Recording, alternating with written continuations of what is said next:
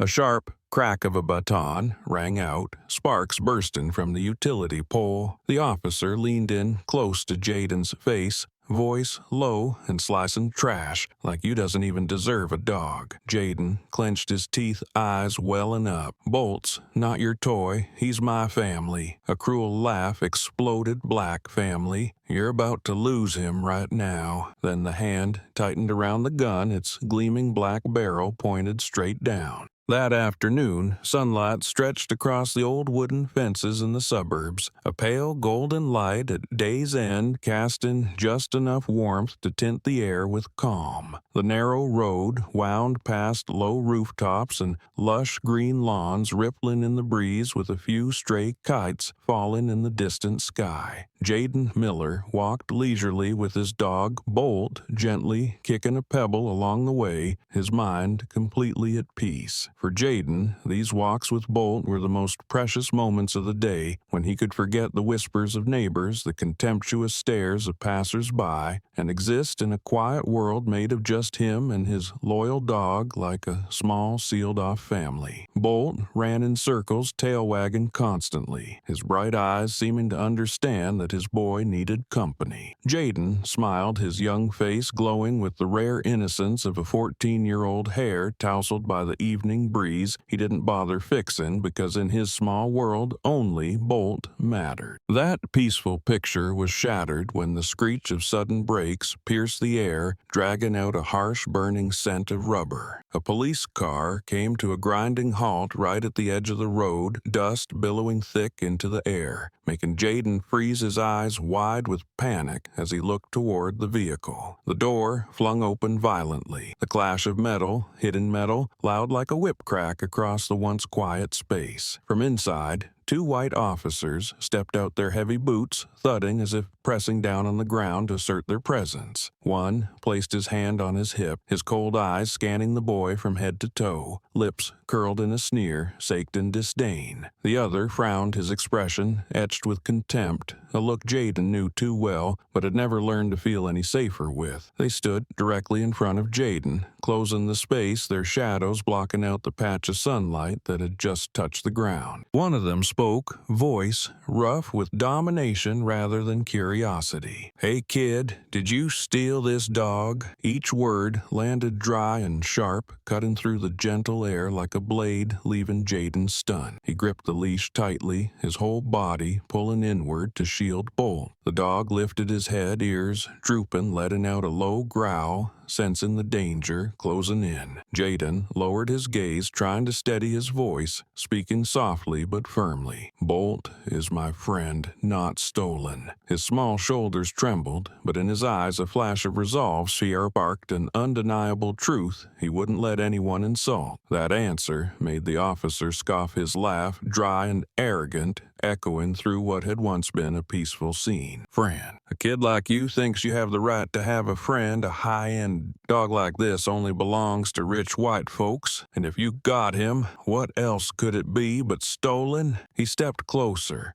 boots slamming hard against the pavement, the sharp sound striking like a threat. Bolt let out a faint whimper and pressed tightly against Jayden's leg, his body trembling. Jayden gently pulled the leash, stopping Bolt from lunging forward, his chest burning with anger, but his arms firm around the dog. His face flushed red, lips bitten until they bled, eyes brimming with tears he refused to let fall. The second officer smirked slightly, his voice cold, like a sentence already handed down. "I know this one. He's from the slums at the end of the street. That kind doesn't need a dog, can't even afford a meal." As the words landed, a few passers-by began to stop their eyes, a mix of suspicion and sympathy. Some phones quietly lifted, recording every second, because this scene looked no different from a public punishment. The once quiet space grew heavy, strung tight like a wire, no longer a peaceful suburban street, but a canvas where violence was beginning to take form. Jayden drew a deep breath, swallowed hard, and tried to keep his voice steady. He bent down, his hand trembling as he stroked Bolt's head, whispering as if to reassure them both, "We won't let anyone take anything from us." In that moment, Jayden's eyes no longer looked away. Instead, they carried a small but undeniable spark of resolve. The innocence that once softened his face gave way to a quiet defiance, a fire of anger buried deep inside, ready to rise if anyone crossed the line. Dusk kept falling, streaks of light dragging long across the patchy road. Jayden and Bolt's shadows melted together on the pavement, fused into one, as if to declare a bond that couldn't be broken. The two officers remained towering, their eyes full of contempt, breath thick with the stench of smoke, and their arrogance made the air feel suffocating. Bystanders began whispering, some shaking their heads in pity, some stepping back in fear, but pairs of eyes burned with anger.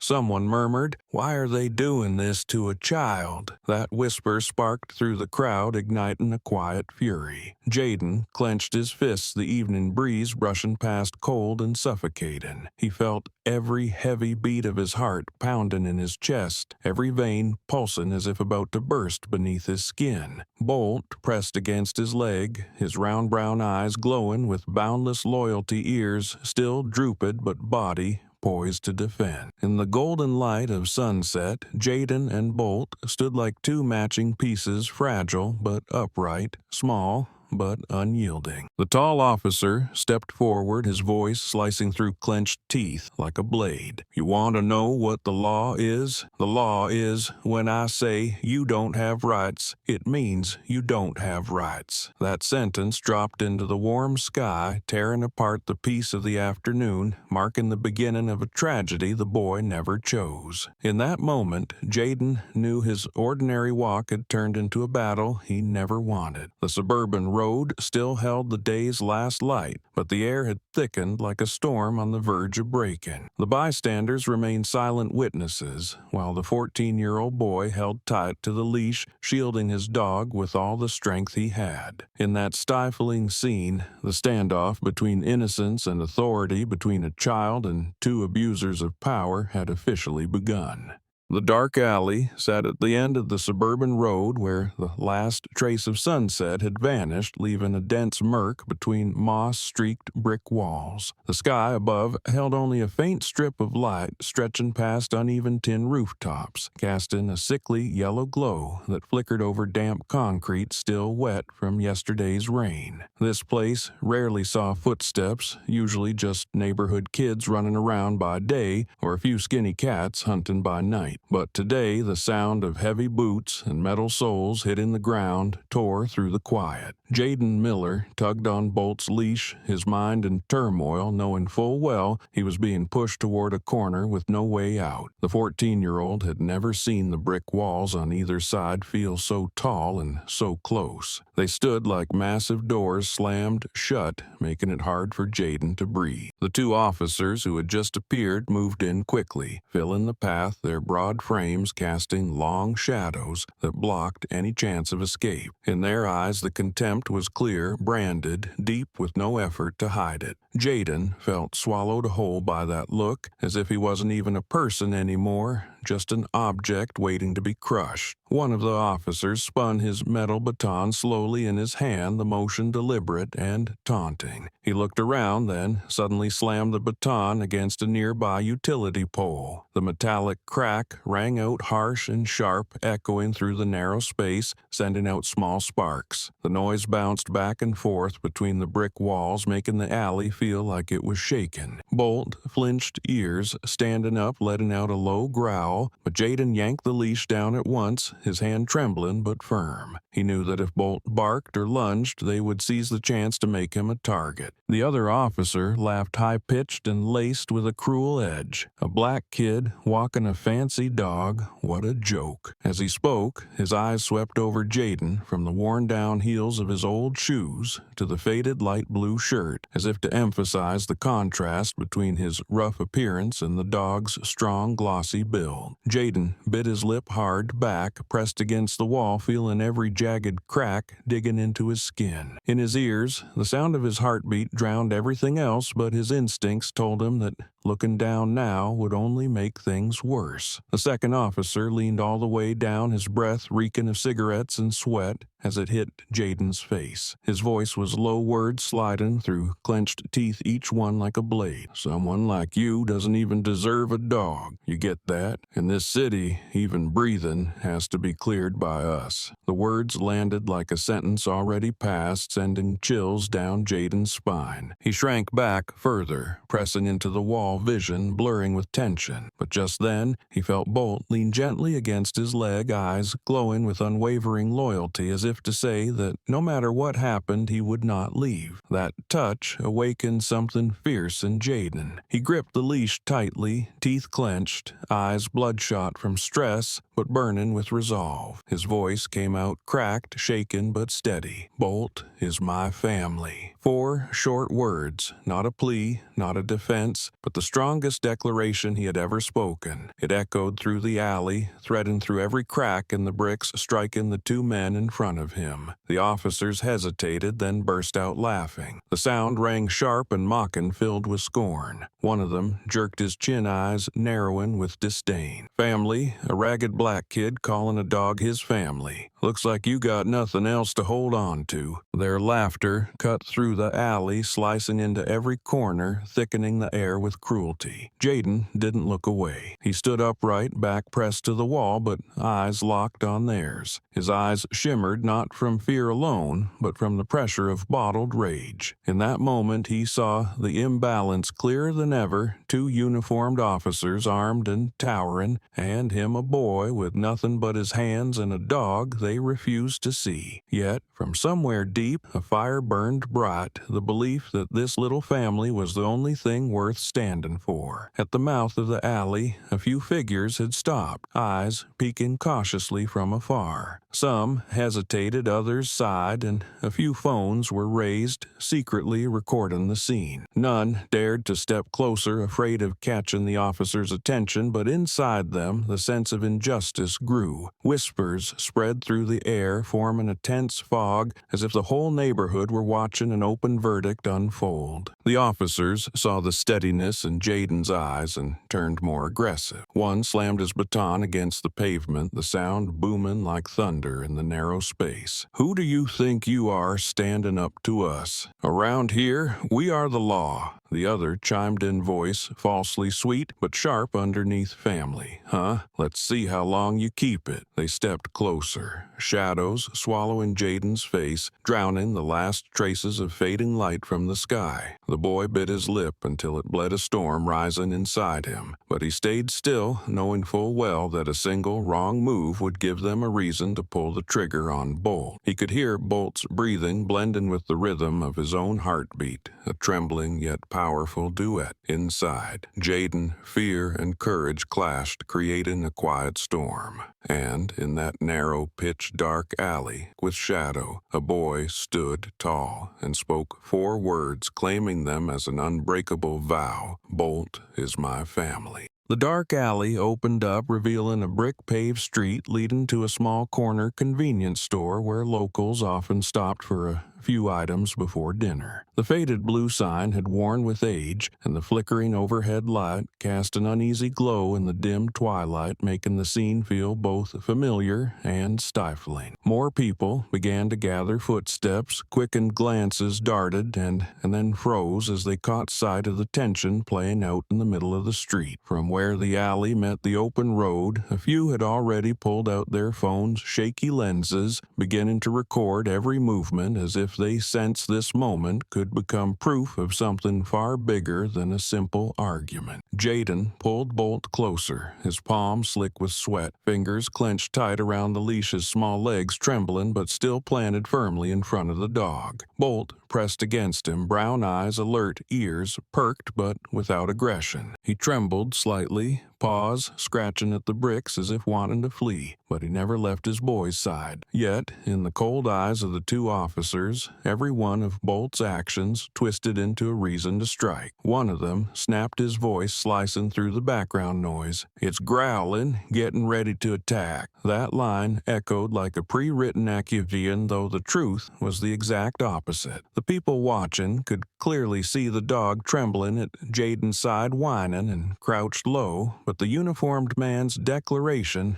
turned it into a threat. A few murmurs of unease rippled through the crowd, and some raised their phones higher, zooming in close, their eyes flashing with worry and anger. Jayden flinched, his lips moving, ready to shout that Bolt had done nothing, but the words never came. A deafening crack tore through the sky before he could speak. The gunshot rang out a sharp blast that slammed into every ear, making the crowd flinch. In that instant, time slowed, gray-white smoke drifting through the air, the acrid stench spreading fast, choking the street. Bolt jolted, eyes wide with panic, then collapsed onto the bricks. Blood spread quickly, seeping through the cracks in the pavement, red lines cutting through what little peace had remained. Jayden froze, his whole body stiff for a second, then dropped like the world had collapsed beneath him. He fell to his knees beside Bolt, trembling hands cradling the limp, convulsing body. His voice broke open, a scream ripping through the air, tearing the silence apart. Bolt! The echo of it roared down the street, wrenching hearts in every direction. Jayden's vision blurred, tears pouring uncontrollably, mixing into the spreading blood, forming an image no one could look away from. His small shoulders shook hard, but he clung tightly to Bolt's body, as if letting go would mean losing the only world he had left. The crowd stood stunned, and a few cries rang out. "Oh my God, it was just a dog!" A woman covered her face,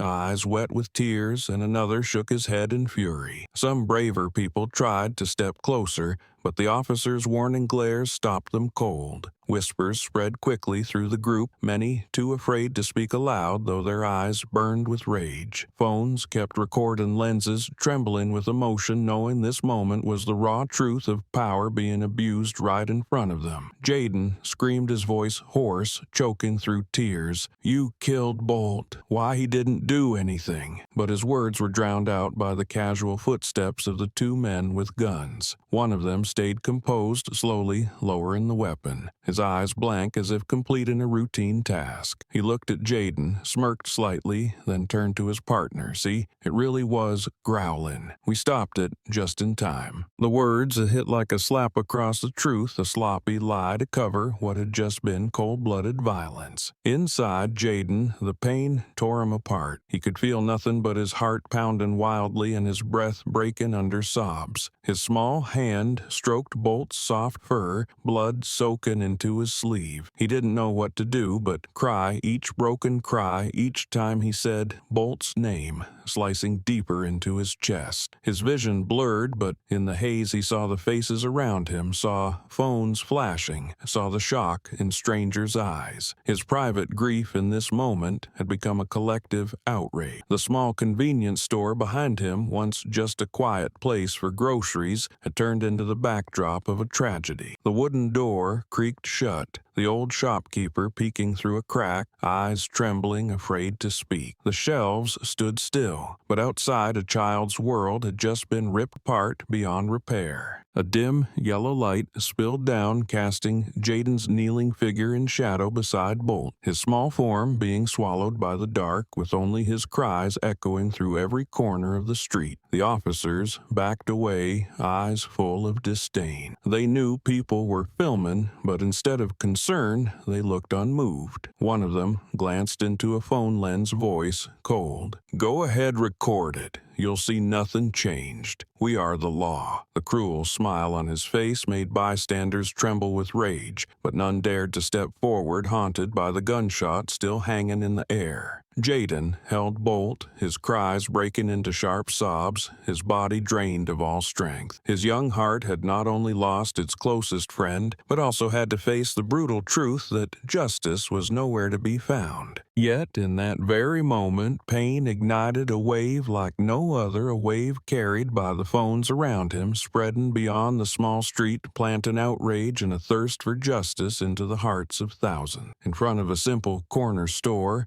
a single bullet had ended the life of a dog, but it had also opened the door to a much larger battle, one that Jayden, only 14 years old, was now forced to enter. The gunshot had just rung out when the air thickened, then, like a violent whirlwind, the entire small street erupted with overlapping noise. People rushed out from the store, one still clutching a bag of bread unpaid, for housewives leaned out from third-floor windows, and a few children dropped their rubber ball eyes wide with shock. On the pavement, bicycles toppled, a small delivery truck slammed its brakes, and the driver jumped out of the cab to see what was happening. The chatter rose like waves murmuring one moment, crashing like thunder the next. A middle-aged woman in a flour-stained apron rushed forward, eyes wild, hand trembling as she pointed straight at the two officers. "Oh my God, it was just a dog." Her voice cracked, not from surprise but from fury, speaking for the dozens of eyes fixed on the scene. The officers didn't flinch, their faces disturbingly calm. One of them gave a slight shrug, voice cold and flat, as he delivered the words, "A black dog's, the same as its owner, worthless." His sentence cut like a verdict, leaving no room for argument. The words pierced the ears of everyone present, draining the color from more than a few faces. Someone inhaled sharply, fists clenched as if ready to charge, but the cold glint of the gun at the officer's waist made them stop. That forced silence hung heavy pressure building like steam in a sealed pot, waiting for the smallest crack to explode. In the thickening crowd, Jayden still knelt on the bricks, his small frame trembling. Tears poured down his face, mingling with the blood pooling from Bolt's body. His face was streaked and wet, voice breaking into raw cries. "You killed him!" Jayden's scream rang out, part sob,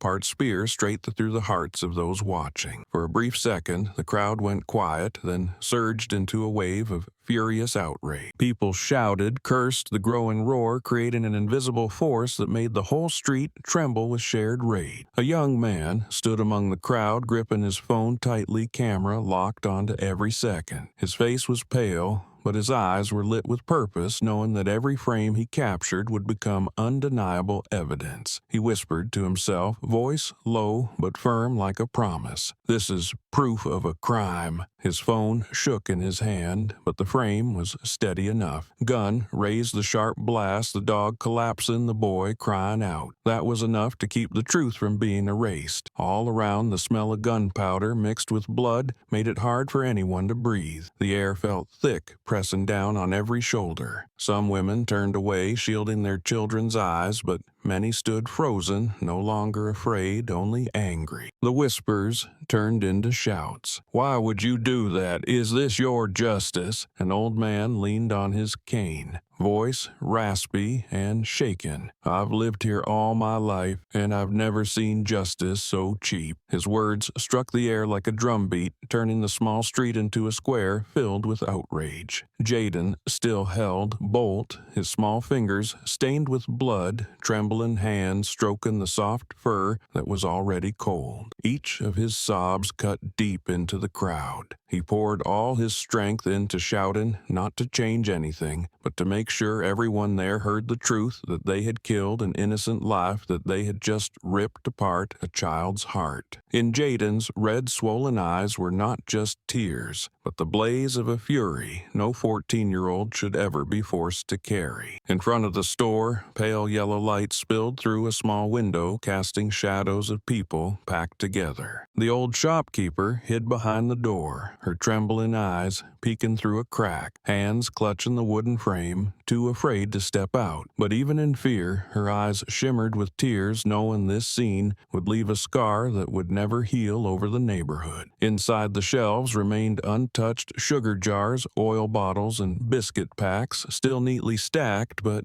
outside a life had been taken and the community's trust was breaking apart. A few cars stopped passengers stepping out, eyes locked on the scene, some raising phones, others moving closer, their voices joining the wave of anger. Chants began to rise, scattered at first, then building into a steady rhythm. Justice, justice. No one led it. It came from raw fury sweeping through the street. The two officers still stood there, the gun still catching bits of light, but their cold silence no longer held the same weight. In the eyes of the people, fear had been replaced by the will to resist. Jayden lifted his head, face streaked with dirt and tears, eyes sharp as blades. He shouted once more, voice cracked but thundering across the street. "You killed him!"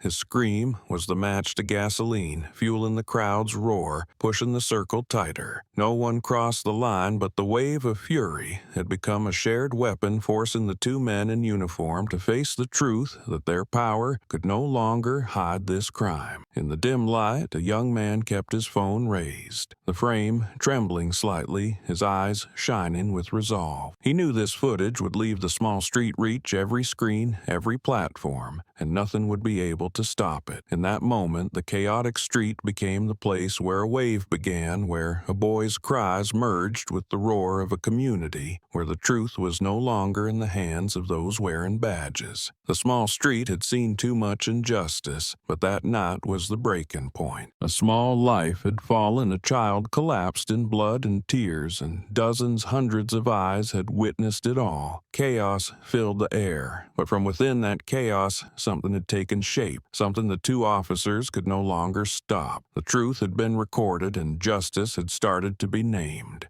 The moment the chaos of the street began to settle, Jayden was seized by the two officers, their large hands gripping his shoulders, dragging him across the dusty ground scattered with shards of broken brick. His small body slammed into the old brick wall at the corner, each cold, rough brick scraping his back with sharp pain. That wall had stood there for years, streaked with moss and cracked like the scars of time, now bearing witness to a tragedy. The street held its breath. The crowd's shouting compressed into a heavy pulsing silence, echoing in Jayden's mind along with the harsh clanging of steel handcuffs. That sound rang like a threatening rhythm, drowning him in helplessness. Bolt had fallen, leaving smears of blood on Jayden's sleeve, the metallic scent clinging to his skin, making his stomach twist. But the pain had barely begun to settle when one of the officers yanked the phone from Jayden's pocket. For a brief second, the screen lit up, reflecting his terrified face, then went dark as it was slammed into the bricks. The shattering noise echoed, shards of glass flying, hitting the ground like raindrops made of broken light. He didn't stop there. His boot came down hard, grinding the phone into dust, his eyes burning with visible disdain. His voice rang out cold and cruel. "Who were you gonna call for help? Your parents can't save you." Jayden's mouth dropped open, chest rising and falling, his throat choked tight. Each word hit like a blade, tearing through the last fragile thread of pride he had left. For a moment, the world blurred, his eyes filled with tears, his breathing sharp and rapid, like it might burst his chest. At 14, he should have known only school friends and the joy of a dog, but now he was drowning in raw humiliation. He couldn't take any more. His whole body trembled, small fists clenched so tightly they bled, nails digging into his palms, the warm blood seeping out without him even feeling it. In that moment, his voice broke free, hoarse but steady, each word cutting through his teeth. "My father will never forgive you." The words flared like fire in the darkness, a curse and a spark of hope, the last act of defiance he had left. The boyish but unshaken voice startled the crowd, and for a second everything went silent. Then whispers spread soft and unsure,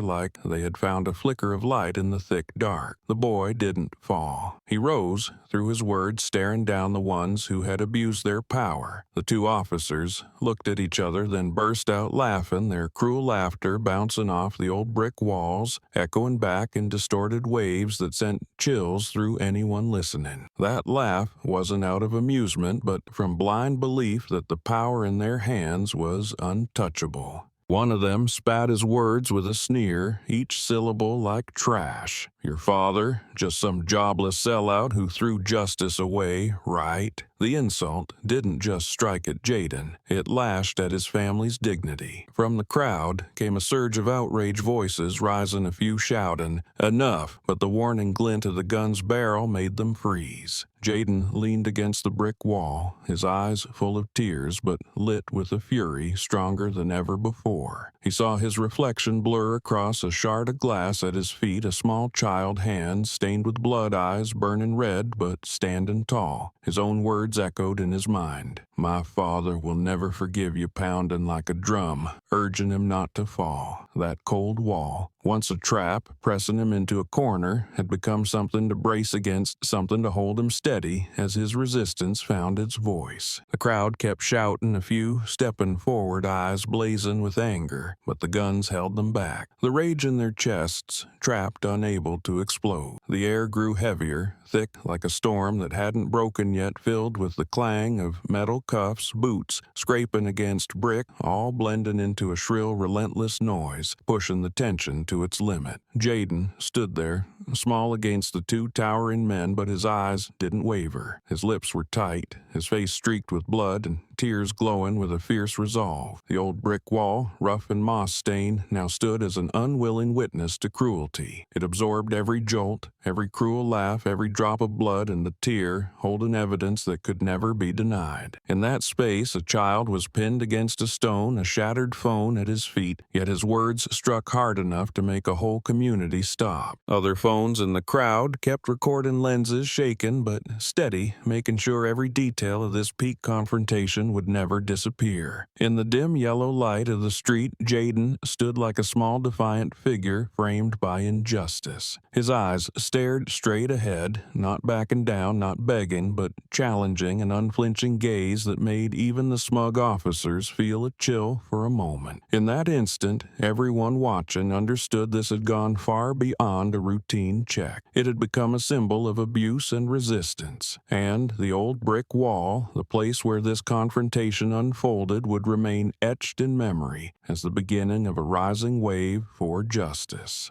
That night, while the small street still trembled with cries and waves of anger that hadn't yet faded, in a cramped room just a few blocks away, a phone glowed brightly in a young man's hand. The video he had just recorded still shook the frame, trembling from the fear and fury in the hands that filmed it. The image of Bolt collapsing onto the pavement, the spreading red of blood, and Jayden's heart-wrenching scream appeared clear as day. He didn't edit it, didn't add effects, just typed a short caption that cut like a blade. A dog shot for no reason. His finger hit the post, and in a blink, the moment was released into the endless stream of TikTok, where millions of eyes waited for breaking news. The screen flashed notifications, pouring in view counts climbing by the second. In less than 10 minutes, thousands of comments flooded in, every word soaked with outrage. If even a dog isn't safe, whose next? One person wrote the question, bursting out like a scream, instantly echoed by others, turning into a chant across the comment section. These lines weren't just fleeting reactions, they were fury, passed from heart to heart, from screen to screen. Clipped videos started to appear, some slowing down the frame where the officer raised his gun, others pinning the image of Jayden kneeling beside Bolt, his cries left untouched, echoing like a blade through the feed. The entire social media space erupted, the wave of outrage spreading faster than any fire this city had ever seen. Within hours, the hashtag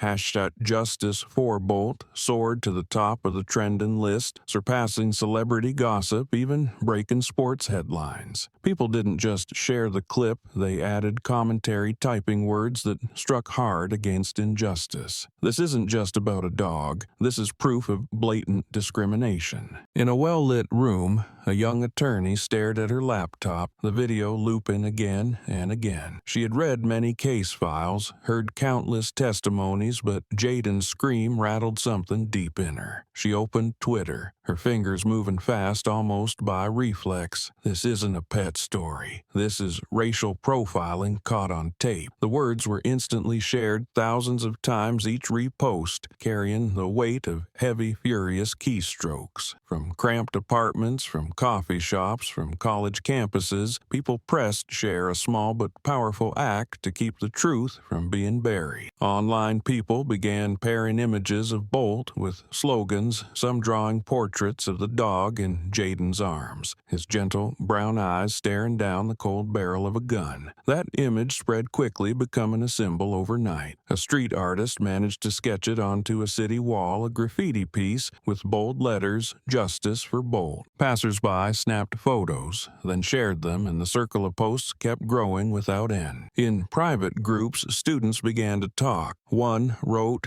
this is the push we have to take to the streets. Others organized virtual meetings to plan ways of putting pressure on local officials. The messages exploded to too many to read, but everyone understood the same thing: the fire had started, and no excuse could put it out. The city's night glowed with the light of phones, each person holding a small device that carried more power than anyone expected. They shared, commented, edited, and layered dramatic music over the clip to deepen its impact, turning the video into a message that couldn't be ignored. And every time Bolt's body hit the ground again on screen, the wave of fury swelled higher. Jayden still didn't know what was happening outside. He remained slumped against the brick wall, tears not yet dry. But on the other side of the screen, his name, his image, and his scream had become the center of everything. People who had never met Jayden, who had never heard Bolt's name, now spoke of him with grief and rage as if they had witnessed it all firsthand. "We can't stay silent anymore," one comment read, followed by thousands of likes, then a chorus of other voices rising like an endless anthem of outrage. On digital news sites, editors rushed to push out breaking updates. They used the very clips pulled from TikTok, writing sharp headlines: "Police shoot black teen's dog, social media erupts." The news spread no longer confined to the city, but reaching neighboring states. Television networks began quoting it, replaying the footage again and again. People far away who had never set foot on that street now felt as if they stood there too, watching the crime unfold. Each post, each hashtag, each short clip was like a small spark feeding a growing fire. No one could say it was just a dog anymore. No one could brush it off as a minor incident. Bolt had become a symbol, and Jayden the face of injustice that the community could no longer ignore. And it all began with a single tap to post from a pair of trembling but brave hands that held the camera steady on the truth. The night wore on, but the stream of posts kept surging. #JusticeFor. Bolt wasn't just trending on TikTok anymore. It had climbed to the top of Twitter, Instagram, and Facebook. Countless public figures shared it, calling for justice. One famous singer even wrote, "One bullet didn't just kill a dog, it killed faith in justice. We have to speak up." That statement pushed the hashtag into overdrive. The spread could no longer be contained. Across the city, in the dark conference room of the police station, a few senior officers sat tensely watching a screen where each comment flashed like an arrow aimed at their credibility. One snapped, "Turn it off. Don't let it spread more."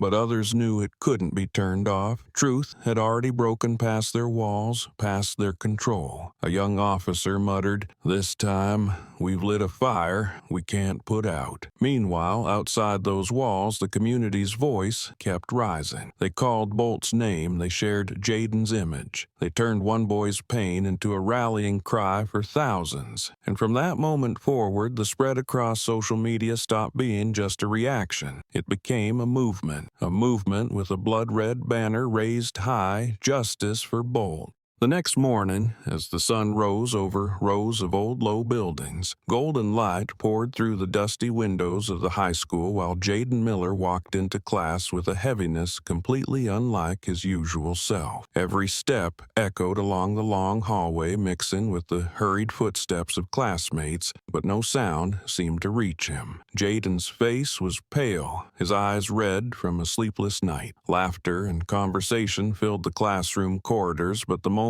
Jayden appeared, it all seemed to stop. A few glances turned his way, flickers of sympathy and awkwardness, then quickly looked away. No one said anything. Everyone already knew. His story was all over social media, flooding phone screens across thousands of timelines. Jayden sat down quietly at his desk, the old wooden surface carved with scratches from students long before him. He kept his head low, fingers locked tightly together, knuckles turning white. In his mind, the gunshot still rang out, Bolt's body hitting the ground, the officer's cruel laughter bouncing off the old brick wall. The memories played on repeat like a film he couldn't escape. His eyes blurred, tears welling again, but Jayden took a deep breath, forcing himself to hold it in. He didn't want to cry in class. class, didn't want to seem weak, but the pain inside kept burning sharper with every passing minute. The atmosphere in class that morning was strangely heavy. Usually, when teachers hadn't arrived yet, the room would be loud with laughter, chatter, and chairs scraping across the floor. But today,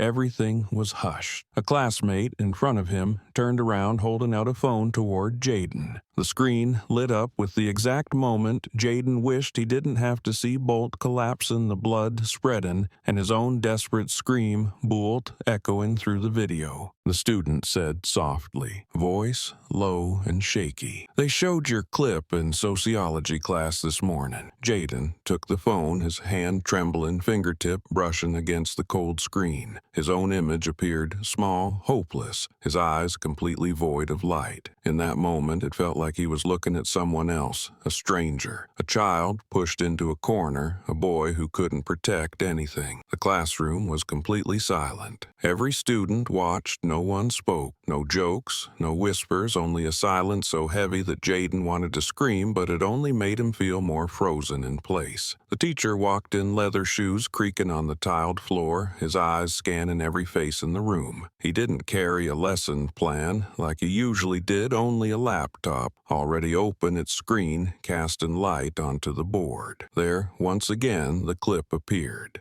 Jayden, kneeling beside Bolt, tears streaming down his face, the officer's gun lowering with a blank expression. The teacher stood silently for a moment, then spoke in a low, steady voice. "Do you see? Justice can be crushed in a single shot." The words landed like a hammer, tightening the silence even more. A few students lowered their heads, others pressed their lips together, eyes shining. These were kids who had only known homework and games, now forced to confront the brutal truth that injustice could strike on a familiar street, that their classmate had witnessed a crime up close. No one spoke, but in their eyes, fear and fury tangled, leaving a mark that wouldn't fade. Jayden kept his head down, hands clenched on the desk knuckles lined with blue veins. His heart pounded, his breath heavy, but he refused to cry. The pressure inside surged like a wave mixing pain and anger. He remembered the officer's cruel laugh, the phone crushed under steel boots, the freezing brick wall behind his back. It all burned like an open wound that had never healed. And now, in front of everyone, that wound was being reopened raw under every gaze. Classmates looked at Jayden. One quietly placed a hand on his shoulder, eyes full of sympathy, but no one knew what to say. The usual words of comfort meant nothing in the face of pain this deep. One student wiped away tears, another bit, their lip fists clenched to hold back emotion. No one laughed, no one dared make a joke. The heavy air locked the whole class in place. Phones kept glowing comments from social media flashing across screens, every word only adding to the weight in the room.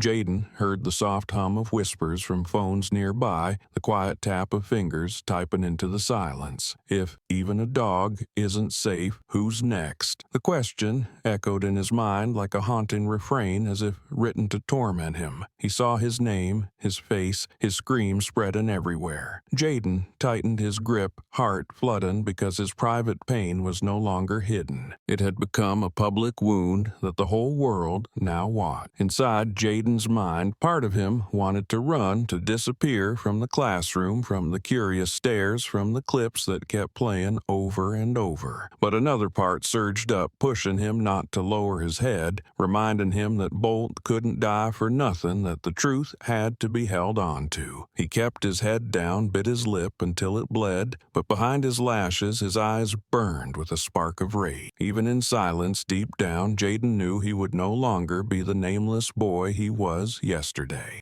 That afternoon, the square in front of the city hall was no longer the quiet place it used to be. The wide, gray stone steps that usually welcomed only public servants and curious tourists were now packed with people pouring in. The late-day sunlight slanted across the dome, casting long shadows over the square, illuminating a sea of signs, posters, and painted messages burning with rage. People held up images of Bolt lying lifeless in Jayden's arms, blood soaking the pavement pavement with the words "Justice for Bolt" written in red paint that looked like blood. Among the signs, one stood out: Shadow's life matters, Bolt's life matters. Each word hit like a wave. Every time thousands of arms were raised, the whole square trembled, turning the stately air of the city hall into a battlefield of justice. People came from everywhere, regardless of age or race. A mother held her baby still clutching a bottle. An elderly man walked with a cane, eyes blazing with fury. College students pressed in shoulder to shoulder, backpacks slung behind them, fists gripping sign. They packed the square,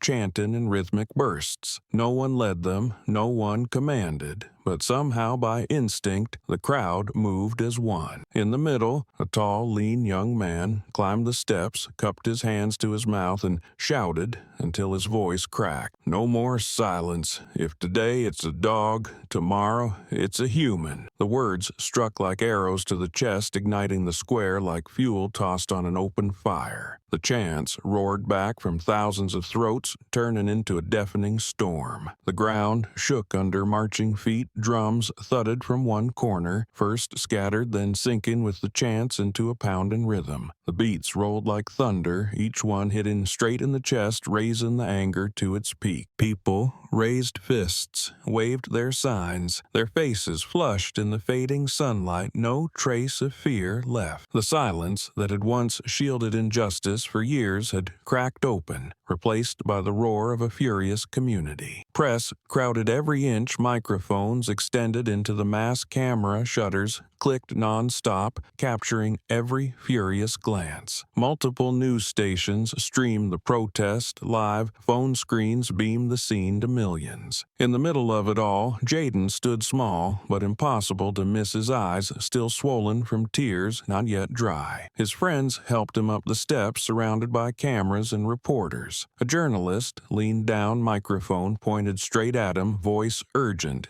"Do you have anything to say?" Jayden took a deep breath. His hands clenched his chest so tight it felt like it would burst. All the horrific memories from the night before came flooding back. The deafening gunshot, Bolt collapsing, the sharp smell of blood, the officers' mocking laughter, the contempt in their eyes as they smashed his phone on the pavement. It all swirled like a storm in his mind, making him tremble. But, surrounded by cameras in front of thousands waiting, Jayden knew he couldn't stay silent. His bloodshot eyes looked up, a steady resolve forming behind the tears, and his voice trembling but sharp as a blade rang out. "They think they're strong, but the truth is stronger." In that moment, the square fell silent for a beat, then erupted louder than ever before. The roar hit the building like a wave, drums pounded like thunder, sinking with every heartbeat. That one sentence was captured by hundreds of cameras, spreading instantly across social media. Within minutes, it became the new rallying cry written on signs shouted through the crowd. People repeated Jayden's words like a chant. They think they're strong, but the truth is stronger. It turned into rhythm, into a vow that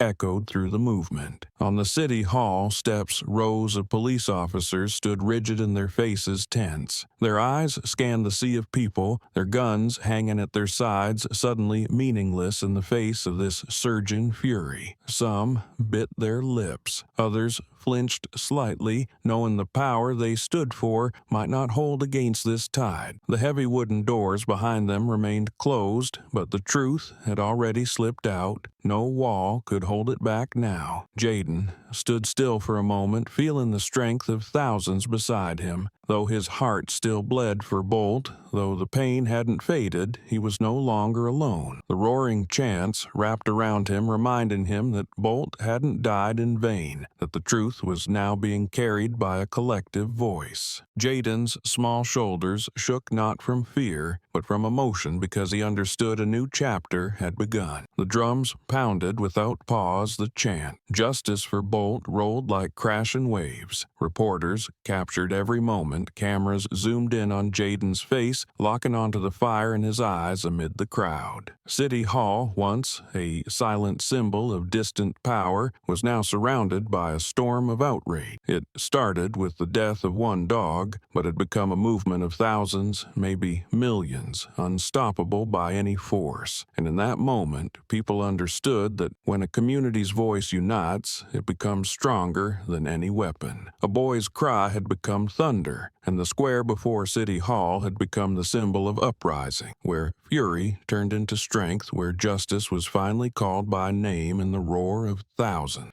While the square in front of City Hall still echoed with chants inside the Central Police headquarters, the air was thick like old dust in a room long sealed. The conference room door slammed shut, sealing in a row of long tables where officers sat shoulder to shoulder, their eyes avoiding one another. On the wall, a large screen played footage of protests spreading rapidly, intercut with clips of the moment Bolt was shot. Faces were tense, though a few still forced a mask of composure. The police chief, a gray-haired man with cold eyes, stood up, his voice striking like a gavel. It was justified self-defense. The statement fell like a final verdict meant to shut down all argument. He spoke with conviction, as if those few words were enough to erase the outrage outside. For a moment, the room was silent, but not in agreement, rather a silence heavy with tension. Older officers nodded, some curled their lips in approval, eyes reflecting the rigidity of those long accustomed to obeying orders without question. But from the end of the table, a voice rose unexpectedly. Not loud, but so clear the entire room froze. A young officer uniform, still crisp, his face unmarked by the lines of compromise, said firmly, "No,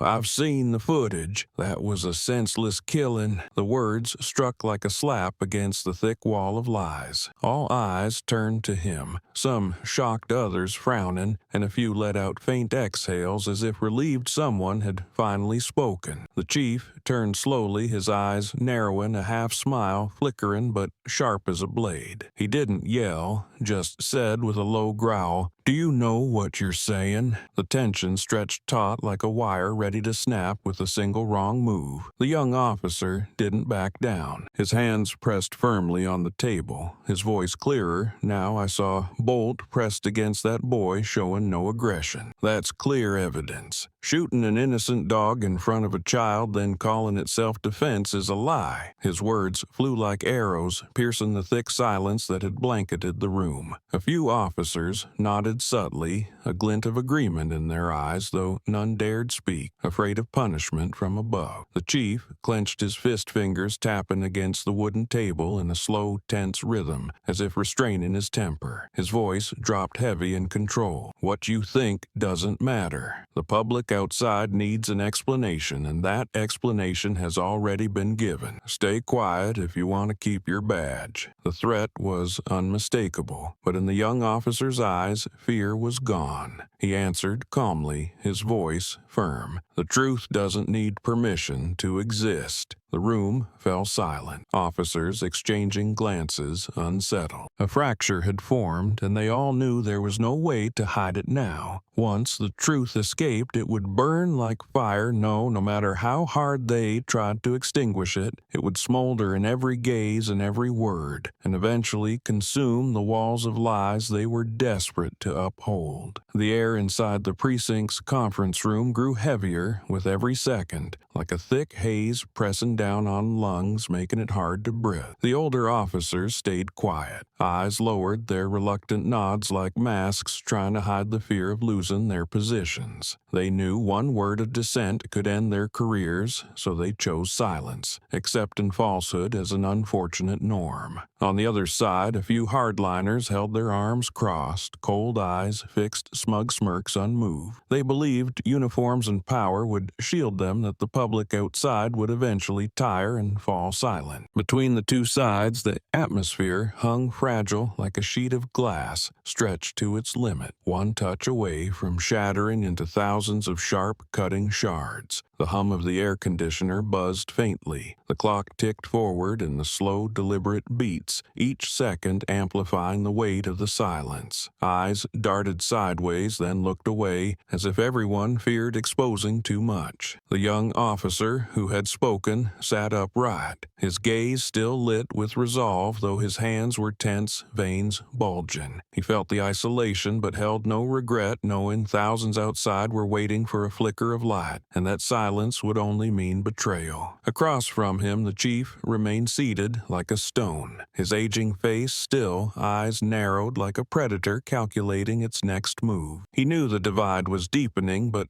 clung to counter because to him concession meant defeat. Just as the pressure seemed to peak without release, the door burst open. A staff member rushed in, face pale, voice trembling. "Breaking news. The FBI has intervened." The short sentence hit like a hammer against the fragile glass that had encased the room. Every eye turned to the messenger faces, shifting from blank confusion to pale shock. Whispers rose first, scattered, then swelling into chaotic murmurs. Those who had stood proud with hardened words now flinched, hands trembling despite efforts to hide it. And those who had bowed their heads in silence now slowly looked up, eyes catching a faint flickering hope that maybe finally the truth had found something solid to stand on. The police chief sat motionless, fingers tapping lightly on the wooden table, his cold, sharp gaze sweeping across the room as if trying to extinguish any flicker of dissent. But he knew too well that a single sentence had shattered the fragile balance. The news of the FBI's involvement was no longer a rumor. It had become a truth spreading fast across the media. The silence he had hoped to maintain as a means of control was now broken, and the walls, built on deception, were showing deep, irreparable cracks. Outside, thousands were already waiting, and now, with the mention of the FBI, no one in that room could confidently believe they still stood at the peak of power. The fracture had fully surfaced not only within the community, but within the very force once believed to be untouchable.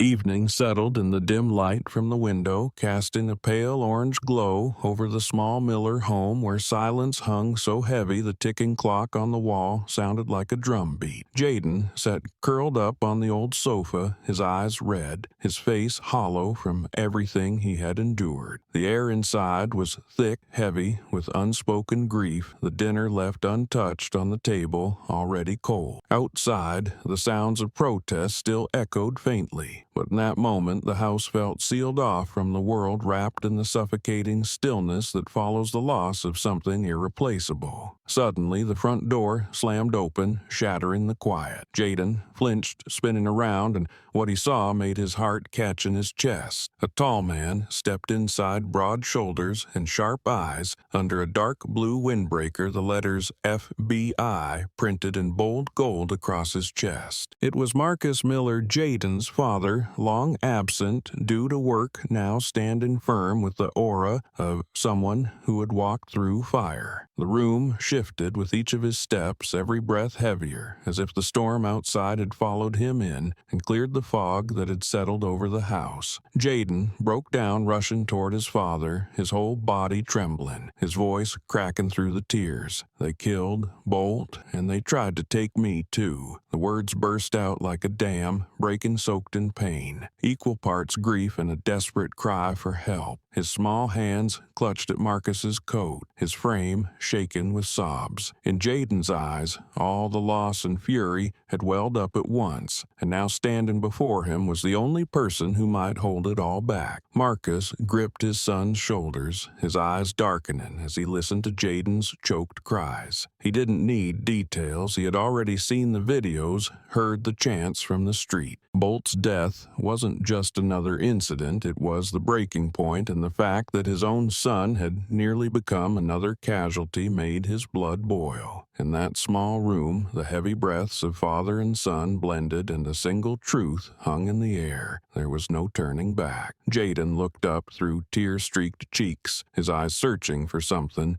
answers, safety, justice. Marcus leaned down, his gaze steady, taking his son's hand in his own firm grip. His voice was low commanding, but laced with fatherly warmth. "You don't have to fight alone anymore. I'll show them what justice really means." The promise cracked sparked like thunder, washing away the last of Jayden's helplessness. In his father's eyes, he saw not just love, but the strength of a man ready to stand against an entire system to defend the truth. Inside the small house, the arrival of Marcus Miller felt like a spark igniting the darkness. Jayden's pain was still there, the wound in his heart still bleeding, but his father's presence marked a turning point. Now, the secret was out. The man who had always been quiet, rarely home, wasn't some nameless laborer as many had assumed, but an FBI agent, someone with the power and resolve to turn the tide. And from that moment, the battle was no longer just the cry of a boy beside his loyal dog's lifeless body, but a direct confrontation between one family and the system hiding a crime. Marcus held his son's shoulders firmly, his hands solid as if trying to transfer strength into Jayden's trembling frame. His eyes were dark, the veins on his forehead visible as he leaned down, his voice low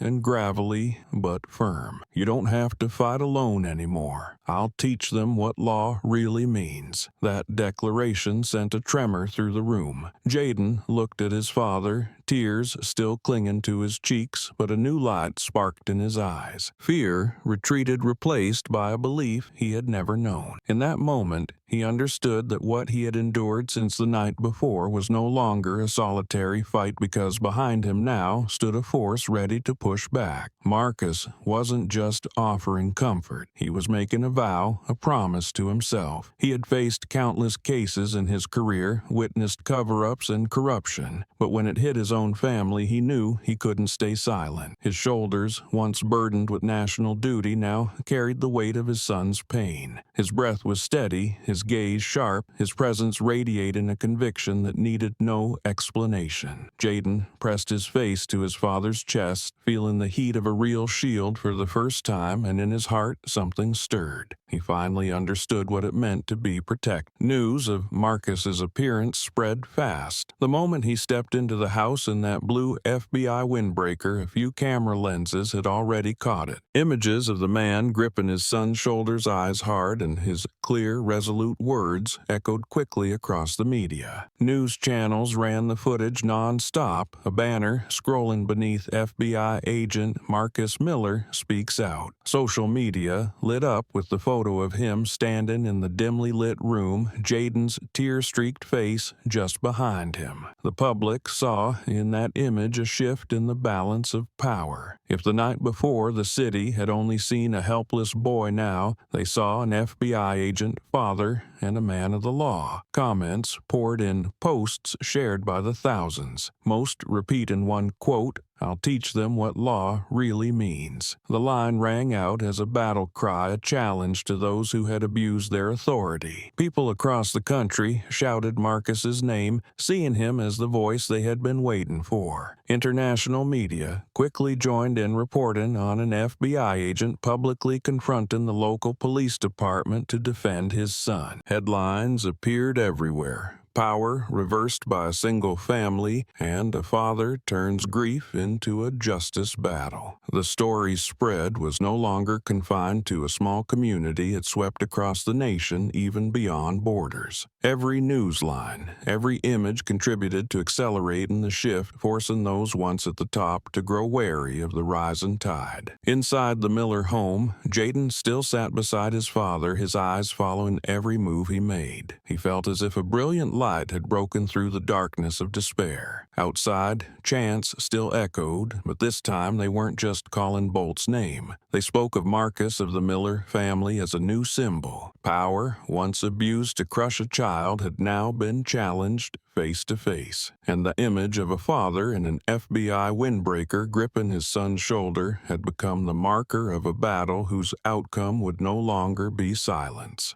The next morning, the FBI headquarters blazed with light even as gray clouds still blanketed the sky. Security doors opened and shut in quick succession. The sound of hurried footsteps echoed across marble floors. Marcus Miller moved swiftly, steady in his dark suit, gripping a thick file tightly bound, its red cover marked clearly urgent. His face was stone-cold, eyes, sharp breath, quick but steady, carrying an unshakable resolve. As he entered the Central Investigation investigation room, the atmosphere shifted immediately. Eyes turned toward him, wary and curious, because everyone knew this wasn't just another case. Marcus set the file on the table, his voice firm without hesitation or wasted word. "I'm requesting a special investigation into last night's shooting. This wasn't just misconduct, it was a public crime." The file snapped open photos of the scene, witness statements, and high-resolution screenshots from social media footage spread across the table. Images of Jayden collapsed beside Bolt eyes. Wet blood spilled across the pavement. The officer's cold face as he fired, none of it could be ignored. The room thickened with tension, the silence pressing in, broken only by the sound of pages turning and pounding hearts. Agents glanced at each other, a few whispered their words like electric sparks slicing through the quiet. This could take down the entire department. One tapped a pen against the table, eyes clouded with worry, and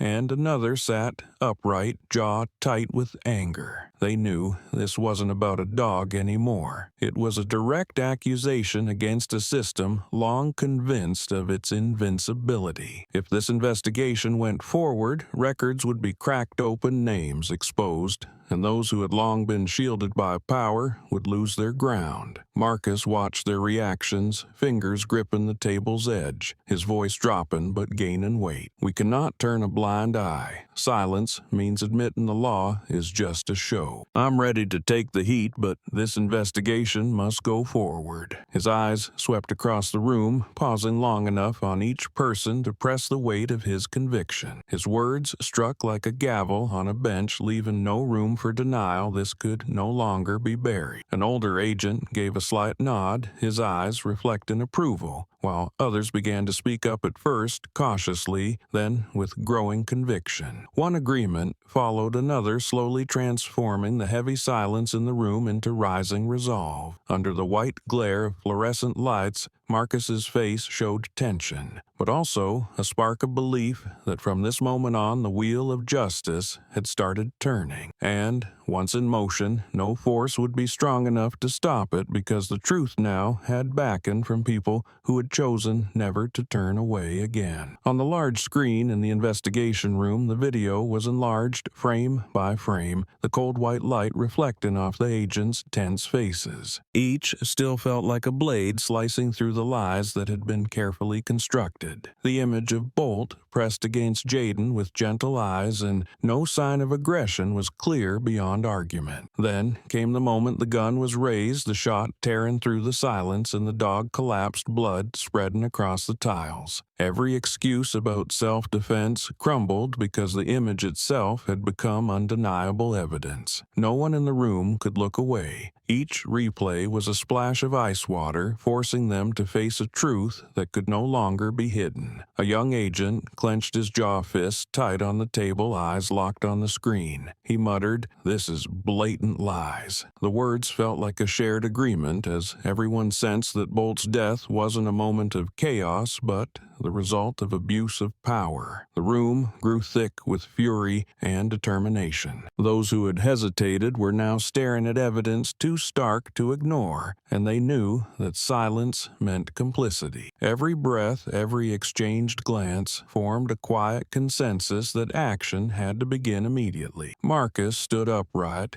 his eyes glinting with cold resolve. He gave a slight nod to the subordinate in charge of documents, a command without words. In that instant, red, urgent folders were pulled from the pile, and pens swept across pages with force, leaving bold ink trails. The rubber gavel struck the table, sounding like a judgment, and within minutes an emergency summons for the two officers who fired the shots was signed. In the echoing room, the bold capital letters, "Urgent," stood out like a warning this system no longer stood with them. The news was quickly relayed to the enforcement team. Phones rang non-stop. Steel doors down the corridor swung open, and footsteps echoed through headquarters. One agent read the order aloud, voice firm. The two officers involved in the shooting must report for immediate questioning. It was no longer speculation or discussion. It was a formal decision from the the highest investigative authority. Everyone in the room exhaled deeply, as if a weight had been lifted from their chests because now justice had finally been placed on the scale. Outside, public outrage was still surging, but inside FBI headquarters, the undercurrent had turned into concrete action. Sleek, black vehicles were being readied to move, red and blue lights reflecting off their windows, signaling that a turning point had arrived. From the moment the emergency summons was issued, the power that once seemed secure in the hands of the two officers shattered, replaced by the legal chains already waiting. And for Marcus, this was only the beginning, because he knew the road to bringing the truth to light would be filled with obstacles. But today, the wheels of justice had started turning, and nothing could stop them now. The interrogation room was bathed in cold white light, the plain gray walls adding to the tension in the air. On the table sat only a bottle of water and a few thick files neatly stacked but heavy like stones pressing down on the silence. The metal door swung open and the two officers involved in the shooting entered, trying hard to appear composed. Their eyes scanned the room, lips curled in defiance. They dropped into their seats, leaning back, legs crossed, arrogance clearly written across their faces as if the entire legal system was still within their control. But across the table, Marcus Miller was already waiting his gaze, sharp hands clasped on the table posture, steady as stone. The air in the room was so thick that even the ticking clock sounded piercing. One officer glanced at Marcus and let out a dry chuckle, dragging his words. "We were doing our job. Who's got a problem with that?" His voice echoed, trying to carve out defiance, but Marcus didn't respond immediately. He slowly opened the file, flipping through the pages with a steady rustle. Crime scene photos, witness statements, and finally a printed frame from the video clip in the center. The evidence laid bare, no excuse needed. He closed the file, eyes locking on the two across from him, then pulled a gleaming FBI badge from his coat and placed it firmly on the table. The metallic thud rang out, reverberating like a gavel. Marcus leaned forward, his voice low and cold, each word dropping with weight. "The law is meant to protect, not strangle, children." The sentence cut through the room's heaviness, causing the officers to freeze. One tried to laugh again, but it came out dry and broken, the arrogance gone from his face. The other clenched his fists, sweat forming on his brow, realizing that the badge before them wasn't just a symbol of authority, but a mirror reflecting the justice now closing in, demanding they face it. In that moment, Marcus was no longer just an FBI agent, he was a father out of patience. His eyes burned with a quiet rage, not loud, not violent, but so controlled it pressed down on the room like a weight lowering the air itself. The two officers, once smirking at a boy sobbing over a fallen dog, now sat under the unyielding stare that allowed no lie to pass. Their earlier confidence thinned like mist, and each tick of the clock sounded like a countdown to the moment they would have to yield to truth. In the thick tension, one of the two officers finally lost his initial arrogance. He stared at the table throat, dry fingers twisting the hem of his shirt, as if searching for something to hold on to. His voice came out in fragments, weak and frayed, like a thread about to snap. We thought it was a threat." The shaky words echoed across the room, sounding more like a confession than a defense. The phrase "a threat" fell flat, carrying no weight of logic, just an empty shell he tried to wrap around a cold-blooded act. The evidence was too clear, the video had laid out every detail, and now fear stripped away the swagger he once wore. Marcus remained still for a beat, his gaze sharp as a blade cutting through the air. He didn't scoff or raise his voice. Instead, he leaned forward and his words came cold and precise, each syllable like a hammer strike. "The threat is you." The room seemed to constrict the sentence, bouncing off the gray walls and ringing back with force, pinning the officers stiff in their chairs. They looked up instinctively, but in Marcus's eyes there was no room for mercy, only judgment wrapped tightly in those 4 words. A chill ran down both their spine. They began to realize this was no longer the usual power game where excuses might buy an escape. The silence from the other agents in the room wasn't complicity, it was witness. Every pair of eyes fixed on them like invisible blades. The one who had spoken dropped his gaze again, breathing heavily, sweat sliding down his temple. The other pressed his lips together, trying to maintain composure, but his hand beneath the table was visibly shaken. Marcus didn't need to say more. He knew that one short sentence had already carved itself deep into their minds. He sat upright, hands folded on the table, the FBI badge still gleaming under the light, proof that justice was no longer a distant idea, but present in this very room. On one side was the truth, on the other were excuses falling apart, and the space between was the line dividing honor from guilt. A heavy stillness filled the air. The clock ticked on, but time now belonged to no one evading it. The threat is you had become a verdict hanging above both officers, making every breath feel heavier. What they once thought was power had turned into chains tightening with every second, because they knew that beyond the door of this interrogation room the entire system was watching, and justice had drawn a line that would not be erased. The courtroom was packed, white light from overhead fixtures casting down on each row of seats, reflecting off tense faces. A heavy atmosphere hung in the air. The murmurs faded as the prosecutor stood remote in hand, his gaze sweeping across the room before pressing the button. The large screen behind him lit up, showing the familiar video, each slowed frame scraping open the wound. The sharp crack of the gun echoed, followed by Jayden's desperate scream reverberating through the vast space, cutting into every listener's heart. The room fell silent, breaths seemed frozen. Some covered their mouths, others lowered their heads, unable to watch. The image of Bolt collapsing, blood spreading on the tiles, and the boy's cry of "Bolt" made the air thick, as if the cruelty of that moment still lingered here. The prosecutor said little. He let the video run its full length, every second and every frame serving as an indictment without word. When the screen faded to black, he looked up, his voice ringing through the silence. "This is not a story. This is the truth. Truth that cannot be denied." His words landed like a gavel, tightening every heart in the room. All eyes turned toward Jayden, seated in the witness section, small in frame, but eyes glowing with resolve. Jayden took a deep breath, hands clenched to steady his trembling, then slowly rose each step toward the stand. Heavy but sure. Before hundreds of eyes, Jayden lifted his head, his voice trembling but clear, each word piercing the silence. Bolt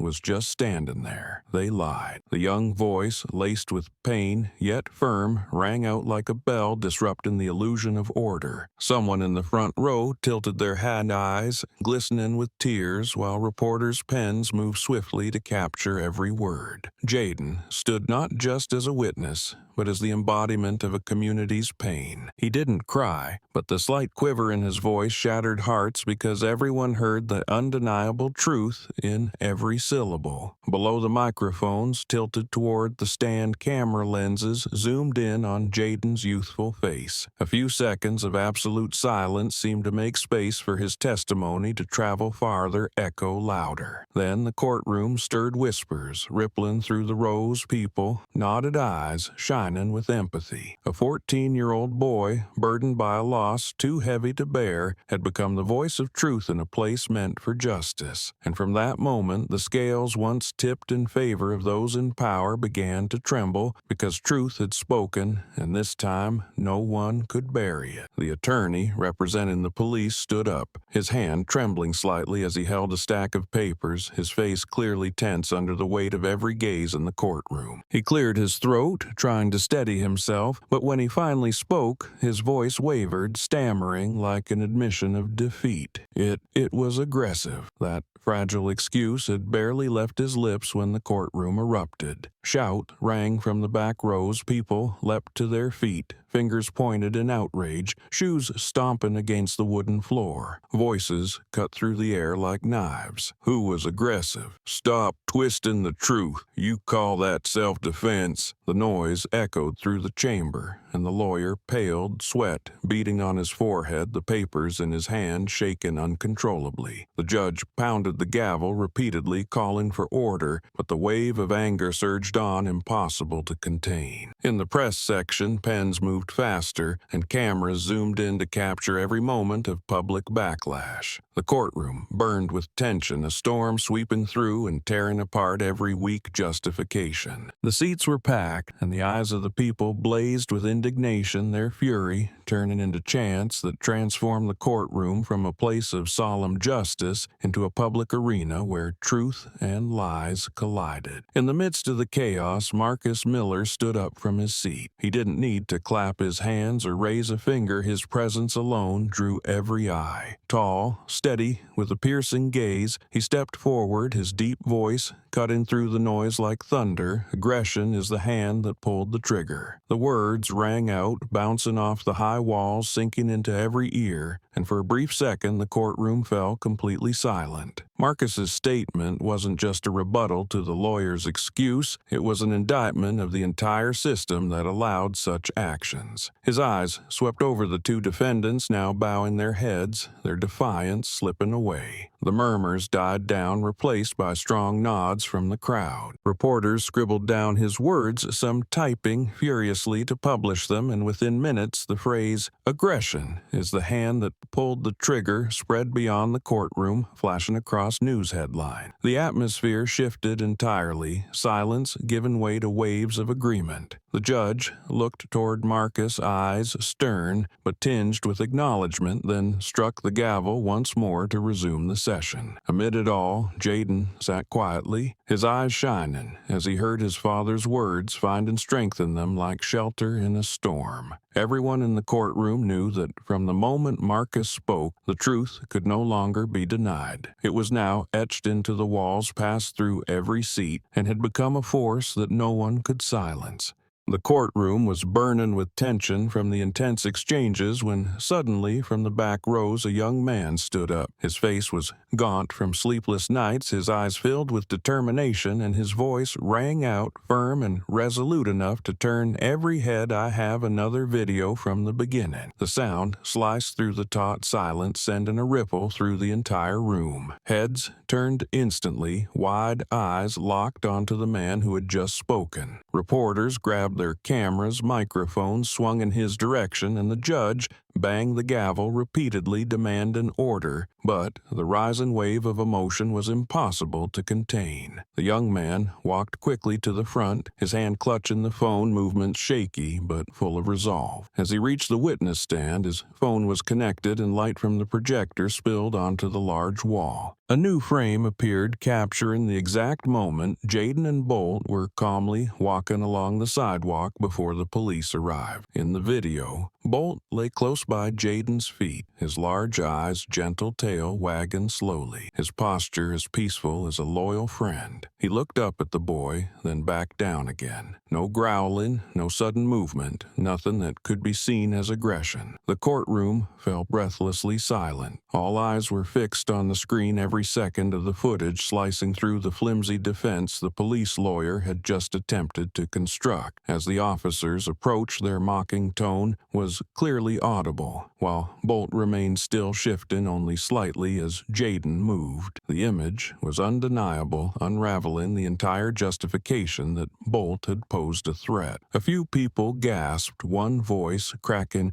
"Oh my God, he was just lying there." Whispers quickly swelled into a wave. Reporters typed furiously, camera flashes firing like lightning. The judge frowned, but in his eyes was a flicker of shock because this evidence was irrefutable beyond any legal spin. Spectators nodded in unison, some wiping away tears as they recalled Jayden's heart-wrenching cries. Across the courtroom, the two defendants sat frozen, one biting his lip, the other swallowing hard, both showing visible signs of panic, as if already conceding guilt. Marcus sat in the prosecution's row, his cold eyes locked on the screen, his hand clenched tightly, veins standing out. He didn't need to speak the unexpected witness, and the footage had done it for him. Jayden remained silent, his eyes glassy, watching the peaceful image of Bolt resting beside him. A fleeting moment now turned into undeniable proof of love and loyalty. He bowed, his head, lips trembling, but in his heart a rising sense that the truth had finally found a voice no one could deny. After a few seconds of stunned silence, the courtroom erupted into thunderous applause mixed with urgent chants of justice for Bolt. The voices merged into an invisible drumbeat pounding against the solemn walls of the court. The young witness lifted his head, his face pale, but eyes blazing like a small torch cutting through the heavy air. And from that moment on, the balance had completely shifted. The truth, now armed with another sharp piece of evidence, pushing the guilty ever closer to an inevitable verdict. The courtroom, already tense to the point of suffocation, exploded as the new clip ended. From the gallery, heavy breaths turned into furious shouts. People sprang to their feet, fists raised, shouting at the two defendants. The noise surged like crashing waves against stone walls, creating chaos unlike anything seen before. Cries of "That's the proof," and "There's no denying it now," echoed through the chamber, mingling with the pounding of feet on the wooden floor, shaking the room to its core. The air burned like fire, fed by gasoline, and no words could cool it down. In that moment, the police attorney turned pale, lips trembling without a sound. He stared at the now black screen, sweat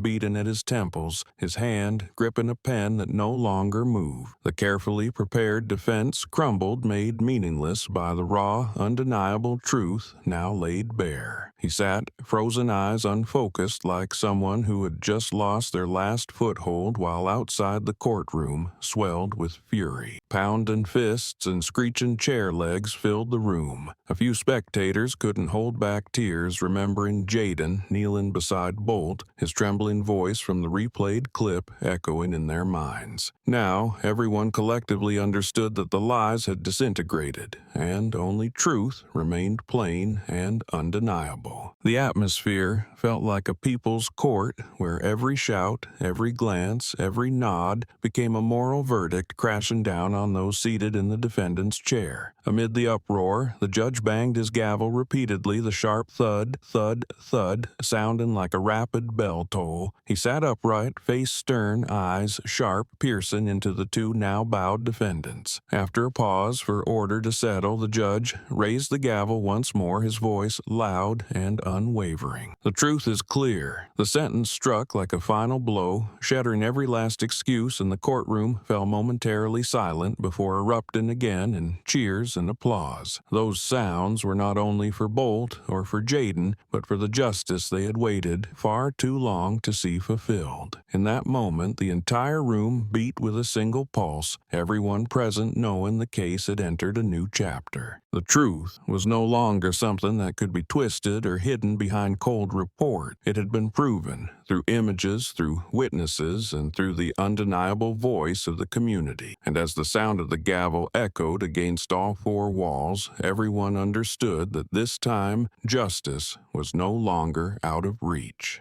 The courtroom was thick with tension, every eye fixed on the judge's bench. Every page of testimony had been read, every piece of evidence laid bare, every witness heard, and now all waited for the final moment. The judge sat upright, his hands resting on the heavy wooden desk, his gaze sweeping the room as if measuring each breath. He raised the gavel, the white ceiling lights casting a long shadow behind him. No one dared to breathe deeply, hearts pounding in chests until his deep, steady voice rang out each word clear and decisive. The defendants are guilty of abuse of power and racial discrimination. The verdict struck like thunder on a clear day, crashing through the already taut air. The entire courtroom erupted, thunderous applause breaking the suffocating silence that had hung in the room. Cheers rose from every corner, filled with relief and conviction, because justice had finally become more than an empty promise. It had spoken aloud here and now in this very courthouse. Reporters scrambled to record it, lenses zoomed in, pens clacked rapidly, trying to capture capture this historic moment. In the gallery, some covered their faces and wept, others gripped the hands of those beside them to share in the joy. Still, others lifted their chins, eyes blazing with triumph after a long and painful wait. Jayden sat in the front row, his small shoulders trembling, wide eyes frozen in disbelief. Then the tears came no longer. Tears of despair, but of release. He turned and threw his arms around his father, his body shaken in Marcus's firm embrace. The sobs escaped, but in them was a weight lifted, a sense of peace he hadn't known in days. Marcus held him tight, one hand pressing against Jayden's back, his own eyes closing as if to absorb every second of this moment. He knew that justice had not come only for his family today, but stood as a declaration for everyone who had dared to rise. The two defendants sat across the room, faces,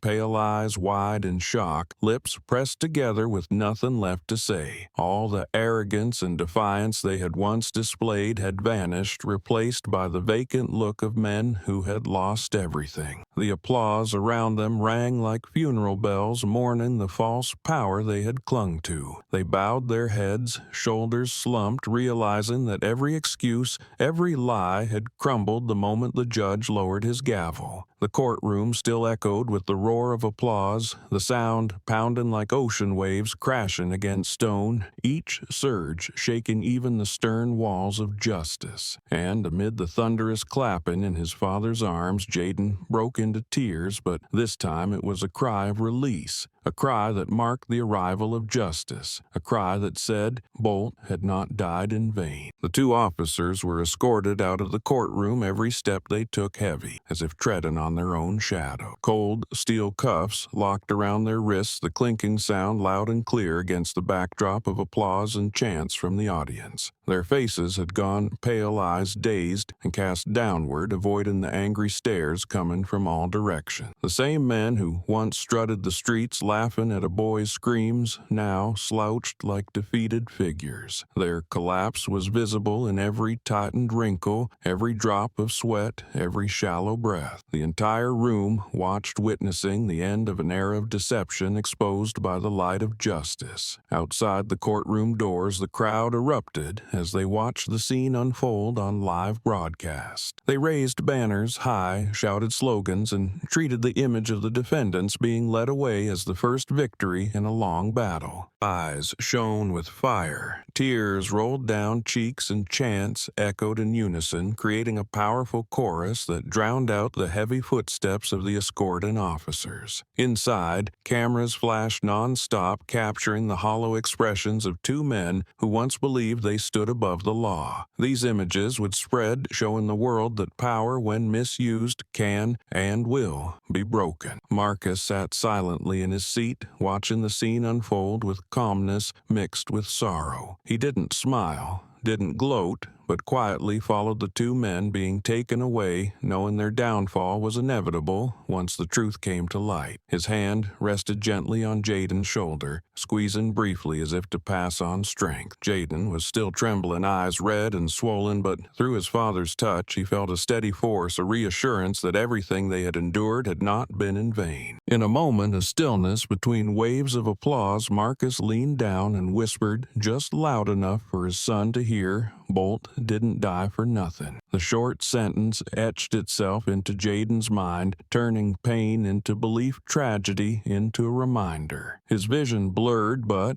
in his chest something new stirred, not just sorrow, but the strength to carry on. To Jayden, Bolt would always be his loyal friend, and from today on a timeless symbol of truth and justice. The echo of that sentence spread out, reaching even those nearby, causing more than a few faces to fall silent. They understood that one small life had ignited a powerful flame, and that quiet whisper had closed a trial but opened a new path. In his father's arms, Jayden felt his pain begin to ease because he believed Bolt had become a voice for justice, living on in the hearts of everyone who witnessed that day. In the large lecture hall, morning light streamed through tall glass windows, reflecting off the glossy wooden benches, and the atmosphere felt quieter than usual. On the podium, the large screen lit up playing footage from the recent landmark trial. The image of the judge raising the gavel, the firm voice declaring the defendants are guilty of abuse of power and racial discrimination was replayed again and again. The hall was packed with students, eyes fixed forward, each breath seeming to fall into rhythm. The professor, his hair silvered with age, held a remote in one hand, his eyes lit with steady conviction, and spoke slowly. This is an example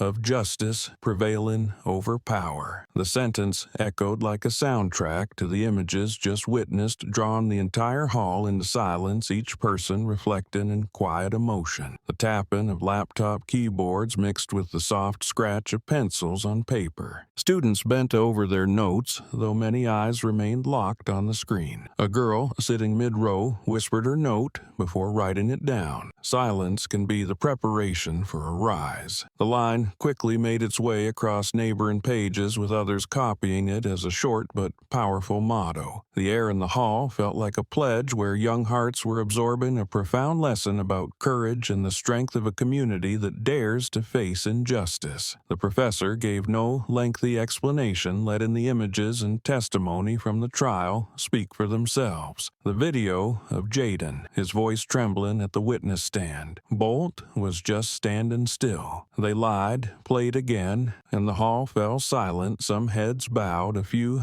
eyes glistening. Then came the clip of Marcus standing tall, his deep voice declaring, "Aggression is the hand pointing the gun," and quiet murmurs of agreement rippled through the room. The students felt clearly that these words were meant for more than just one trial, but had become declarations for an entire generation. A young man near the back of the hall raised his hand, his voice steady. "Professor, can we use this lesson to create change in today's society?" The professor nodded, pride flickering in his eyes, and replied slowly, "You are the ones who will decide." What happened didn't stop with one family. It was a call to all. Silence isn't always acceptance. It can be preparation. And when you rise, justice has a chance to live. That answer stirred the room. Pens resumed writing, eyes met across rows filled with a shared sense of resolve. In that moment, the university lecture hall was no longer just a place for dry learning, but a space where belief was passed on. The students sitting there were not only witnesses to a trial, but also to a historical lesson. The sound of pens tapping, keys clacking was more than just note-taking. It was their way of engraving in their minds that justice, when protected, can become the strongest weapon against abusive power. And from this very place the lesson would spread, nurturing young hearts, so that one day they would be the ones to rise and change society. Jayden sat in the middle row, his back a little straighter than usual, both hands resting on the smooth wooden desk, feeling the cold spreading through his fingers. From the beginning of the session, he had quietly watched every image on the screen, but at the moment, the professor said that silence can sometimes be the preparation for standing up. Jayden's eyes lit up for the first time after days of darkness. That look was no longer indifferent nor weighed down by sorrow, but carried a faint, steady spark of hope, like a tiny flame just rekindled in the dark. He remembered everything that had happened, remembered his father's words, the chants from the square, and now it all came together, forming the strength he needed to raise his head and face forward. The large hall still echoed with the video just played, but for Jayden, everything around seemed to fade away, leaving only the sound of his own heartbeat and the light rising in his eyes. He no longer saw himself as a small child backed into a corner, no longer felt lost under the weight of 1,000 pitying glances, but instead saw himself sitting in a space full of empathy and support. Every face around him was turned toward the same point, and in their eyes, Jayden saw that he was not alone, that his story had become a belief shared by many. When the lecture ended, the professor gently closed his laptop, pausing briefly as if to let the class absorb everything. Then suddenly, from the front row, a student raised a hand and clapped softly, the sound echoing through the quiet. Another clap followed, then more, until the entire hall hall erupted in thunderous applause. The sound bounced off the walls, soared to the high ceiling like waves crashing from afar onto the shore, powerful, steady, and unstoppable. Young faces beamed their hands, clapping loud and long, not only to show agreement with the lesson, but as a declaration to themselves that they had understood, remembered, and would carry this belief into their future actions. Jayden looked up, his eyes shimmering under the white lights of the lecture hall, glancing around as a surge of indescribable emotion welled up inside him. The applause was not just for a lesson, but as if it were for him, for the story he had been forced to endure, for the resilience he never thought he could find. In that moment, Jayden no longer felt like the lost boy of yesterday, but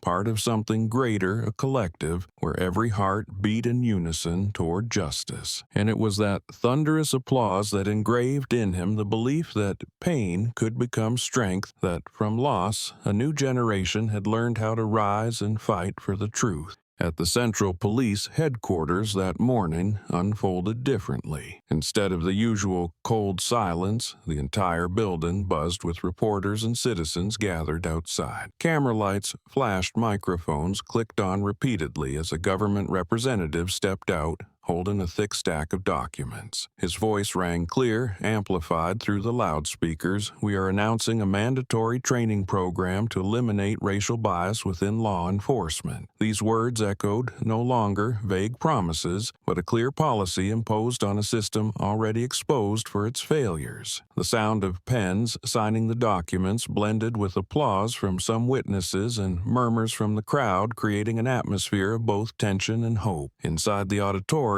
hundreds of young officers sat in neat rows. Light from high-hanging fixtures reflected on their youthful faces, wide eyes betraying nervousness and more than a few. They knew today's ceremony was not just a formality, but a reminder that what had happened would be etched into history forever. On the large screen in front, a slogan lit up: "Serve justice, not power." The words were simple, but weighty as stone, tightening the air in the room more than ever. A senior officer stepped onto the stage holding a small notebook in his hand, his eyes scanning the room before resting still for a few seconds. He revisited the incident that shook society, his voice slow but firm, each word deliberate. A mistake was made and the price paid was far too high. From this day forward, none of you is allowed to forget. The room fell silent, broken only by the rapid clicks of reporters' pens. Then the solemn moment began. The young officers rose in unison, hundreds of hands raised, high voices ringing out together. "This mistake will not be repeated." Their oath echoed off the walls, down the halls, and into the crowd outside, forming a steady chord, a promise from the next generation. In that moment, many eyes lit up, some gritted their teeth in quiet resolve, and others drew deep breaths to steady rising emotion. Those young faces stood as proof that the pain of the community had not fallen into a void, but had instead become fuel for change. Outside, through the large glass windows, citizens still stood gathered, watching the scene with anticipation. To them, this wasn't just a ceremony, but a flicker of light, signaling that reform had truly begun. The ceremony ended, but the echo of the oath lingered long after. The young officers stepped out of the hall, their footsteps ringing on the stone floor, carrying with them the promise they had just made. And at that very moment, the entire society understood that,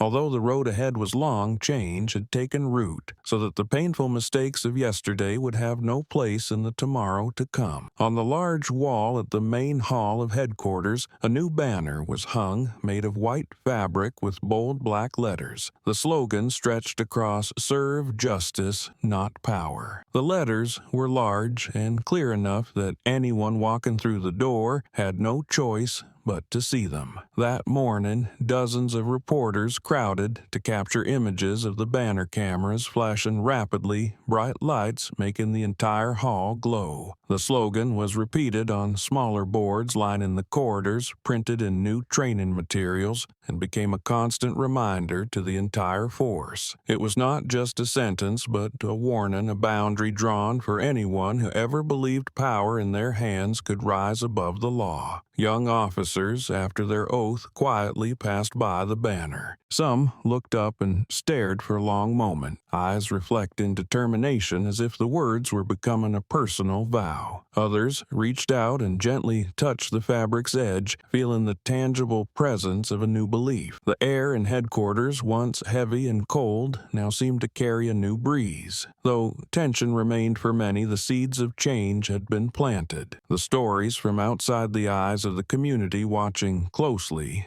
were now captured in a single line of text weighty enough to demand remembrance. Marcus Miller walked slowly into the hall, his shoes echoing sharply on the stone floor. He stopped in front of the wall, eyes fixed on the slogan. His face hardened, every feature tight with focus, his gaze dark as memories returned of all that had happened. But within that sternness, a faint glimmer of relief emerged. For him, Bolt's death and Jayden's tears had become scars that would never fade. But looking at those words, Marcus could feel that at least the pain had not been forgotten. It had turned into action, into policy, into a permanent mark inside a building that once enabled abuse of power. In that moment, Marcus didn't smile, but his shoulders eased and his gaze slowly shifted from stern to calm. He knew the journey ahead would be long, full of trials, and that many would still cling to power, but now there were clear signs that things had begun to change. The slogan could not bring Bolt back, nor could it erase Jayden's pain, but it opened a new path, one where other children might grow up believing that justice stands above all. And for Marcus, that was the only comfort strong enough to quiet the storm within. Just days after the verdict was delivered, major newspapers around the world simultaneously published the news with bold headlines dominating front pages in fonts too large to ignore. Justice for Bolt, a family against the system, became a cross-border story, quoted from the U.S. to Europe, from prestigious news outlets to independent blogs. The image of Marcus gripping his son's shoulder wearing a windbreaker with the letters FBI in bold gold appeared on countless magazine covers, while Jayden's tear-streaked face beside Bolt became a symbol of courage and truth. International television aired the footage repeatedly, with both political and social commentary programs devoting special segments to the case, calling it a wake-up call for justice and public responsibility. Human rights experts appeared on broadcast to discuss the case's significance. A veteran journalist from London emphasized, "This is not just a family standing up to a system, but a community confronting injustice that's lasted too long." In Paris, a respected paper summed it up in one poignant line: "One small life, one great change." That phrase spread rapidly on social media, shared millions of times alongside the image of Bolt's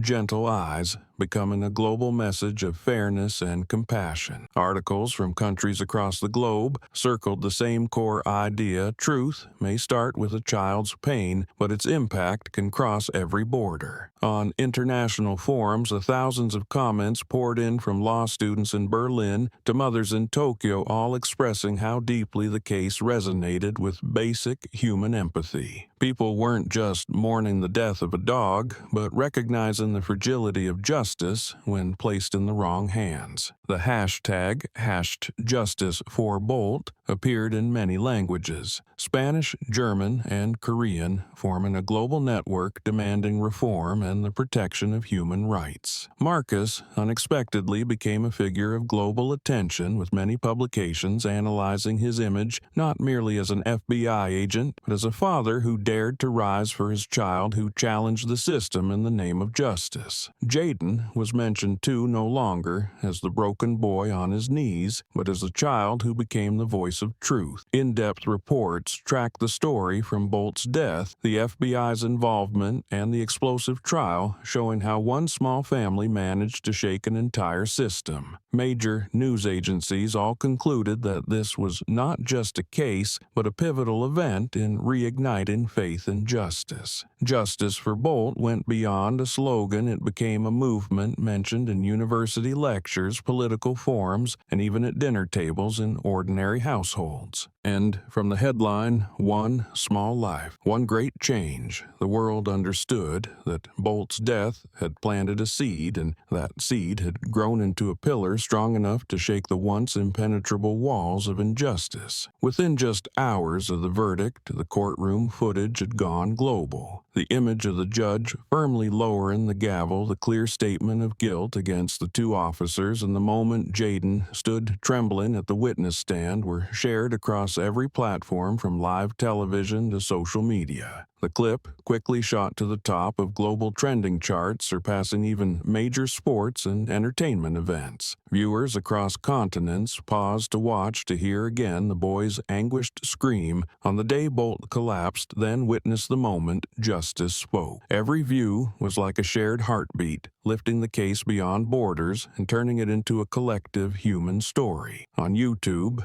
comments in dozens of languages poured in like an unending storm. A user from South America wrote, "This is the story of all of us when justice is taken away." A mother in Italy shared, "I held my child while watching this clip, and I know we need to change." From Africa to Asia, the hashtag #Justice4Bolt kept appearing alongside posts filled with heartbreak, outrage, and the emotional release that came with the verdict. Major TV networks replayed the footage throughout the day, brought in analysts, and held it up as a prime example of the power of evidence and the voice of a community. Inside the Miller family's small home, Jayden sat by the window, soft midday light streaming through a thin curtain and casting a gentle glow on his face. On the laptop screen at the table, the courtroom video played the view count ticking up faster than he could follow. He read the comments through tear-glazed eyes, his heart tightening and warming at the same time. The words from across the world helped Jayden realize that his story was no longer a private pain. It had become a source of inspiration, a reminder for millions. He gently reached out and touched the screen where his own trembling image was frozen mid-testimony. A tear still lingered at the corner of his eye, but his lips curled into a faint smile. It wasn't a smile of pure joy. It was one that held both pain and hope. Jayden knew Bolt would never return, but he also realized that the truth about Bolt, about his own sorrow, had gone far beyond the boundaries of their neighborhood to become a global symbol. That fleeting smile, caught between tears not yet dried, was the first sign that he had begun to believe in a different future, one where justice was no longer a distant idea. Outside the window, birdsong mingled with the echo of protests still underway. Jayden looked out, his eyes brighter, his heart racing with a sense of solidarity coming from every corner of the world. And in that moment, he understood that Bolt still lived, not through breath, but through the ripple of truth that had reached millions of hearts. Late in the afternoon, the Miller family walked slowly through Central Park. They chose a small patch of land near the lake where maple trees cast long shadows over the grass to place a memorial stone for Bolt. The marble stone, modest in size, bore a deeply etched inscription, "Bolt, loyalty lives forever." As the last light of day slanted across it, the letters shimmered as if held by sunlight, a reminder that the loyalty of a living being does not fade with time.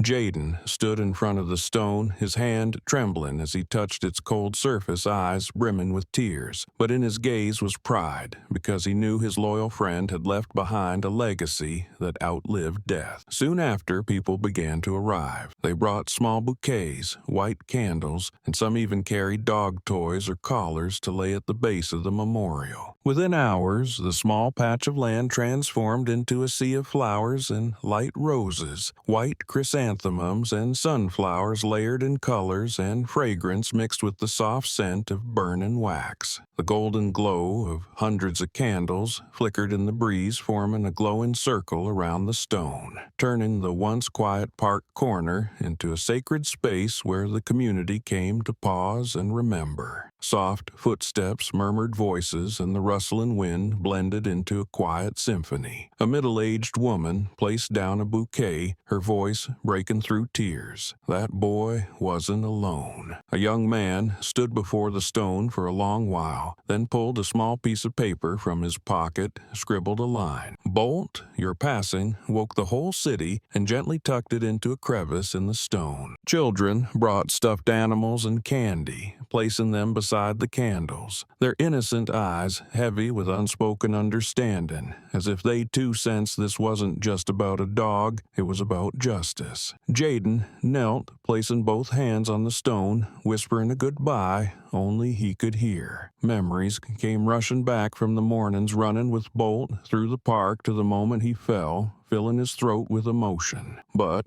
unlike before, this time, his voice carried strength because he understood that loss had not been in vain. Marcus stood behind him, his hand resting gently on his son's shoulder, his gaze fixed on the stone with a mix of solemnity and calm. He knew that their family's grief had now become a symbol shared by the entire community. As the sun set, the park glowed with candlelight. Hundreds of tiny flames formed a golden sea of light reflecting across the rippling lake, creating a scene so beautiful it took one's breath away. People stood in a circle around the memorial stone, silently watching the flames dance in the wind, their hearts filled with the belief that from the death of one small being, the city had found a source of unity. The murmurs slowly faded, leaving only the sound of the wind and the soft glow of candles like a promise that Bolt's legacy would remain. The park, once familiar with children's laughter, had become a memorial, not just for a dog, but for a journey of justice. The words, "Bolt, loyalty lives forever," engraved on the stone, served not only as a reminder of loyalty, but as a message that continued to spread, ensuring that anyone passing by would remember that justice must be defended and truth must be preserved. In the shimmering light that stretched like a sea of hope, the community found comfort, strength, and a renewed belief that from loss a new future could be built. Within the circle of light, Jayden stepped slowly forward, his face marked with fatigue but his eyes burning with resolve. He stood facing the memorial stone, breath unsteady, looking at the hundreds of eyes waiting for him. The wind rustling through the old maple trees seemed to pause, granting space for him to speak. Jayden pressed his lips together, then spoke in a soft but steady voice. "Bolt taught me that justice must be protected every day." The words echoed in the quiet air, each one falling like a drop on the surface of the lake, rippling outward endlessly. Adults exchanged looks, children stopped fidgeting, and the entire park fell silent, receiving this simple but powerful message from a boy who had once collapsed beside his loyal dog's body. Jayden's words were not just a personal memory, they were a reminder to everyone present. An older man nodded slowly, his eyes glistening with tears, whispering to someone beside him. "The boy is right. Justice doesn't come from grand trials, but from the small things we protect each day." A group of students wrote the quote down, treating it as a message their generation should carry. A journalist in the crowd quickly switched on their recorder, capturing the moment, knowing tomorrow's headlines would deliver that same jolt of emotion to thousands who had not been in the park but would feel like they were. From behind, Jayden Marcus watched his son, his gaze calm and proud. He knew those words hadn't come from books or suggestion, but from lived experience from the pain Jayden had endured. It was a kind of growth no one wished for, but that had arrived too early for a child. Marcus didn't hold back the tears that welled up because he saw that Bolt had left behind a legacy greater than his presence, a lasting belief in truth. Around the memorial stone, candlelight continued to be lit. The small flames, fragile on their own, flickered easily, but when joined together they formed a brilliant ribbon of light stretching across the park. People stood in a wide circle, each holding a candle, the glow from the flames reflecting on their faces, turning sorrow into something wrapped in hope. Slowly, the candlelight became more than a ritual of remembrance. It turned into a symbol of shared belief where everyone contributed a small part to create a magnificent sea of light. On the surface of the nearby lake, the reflected glow shimmered each ripple, blending the golden trails into a sparkling path that stretched into the darkness. People looked at the scene and felt deep inside that from this loss a new future was taking shape. Soft whispers of prayer mixed with the wind, simple words filled with hope, all blending into a warm, low harmony of faith. Jayden stood silently for a moment, then looked up at the sea of light before him. His face still bore the traces of tears, but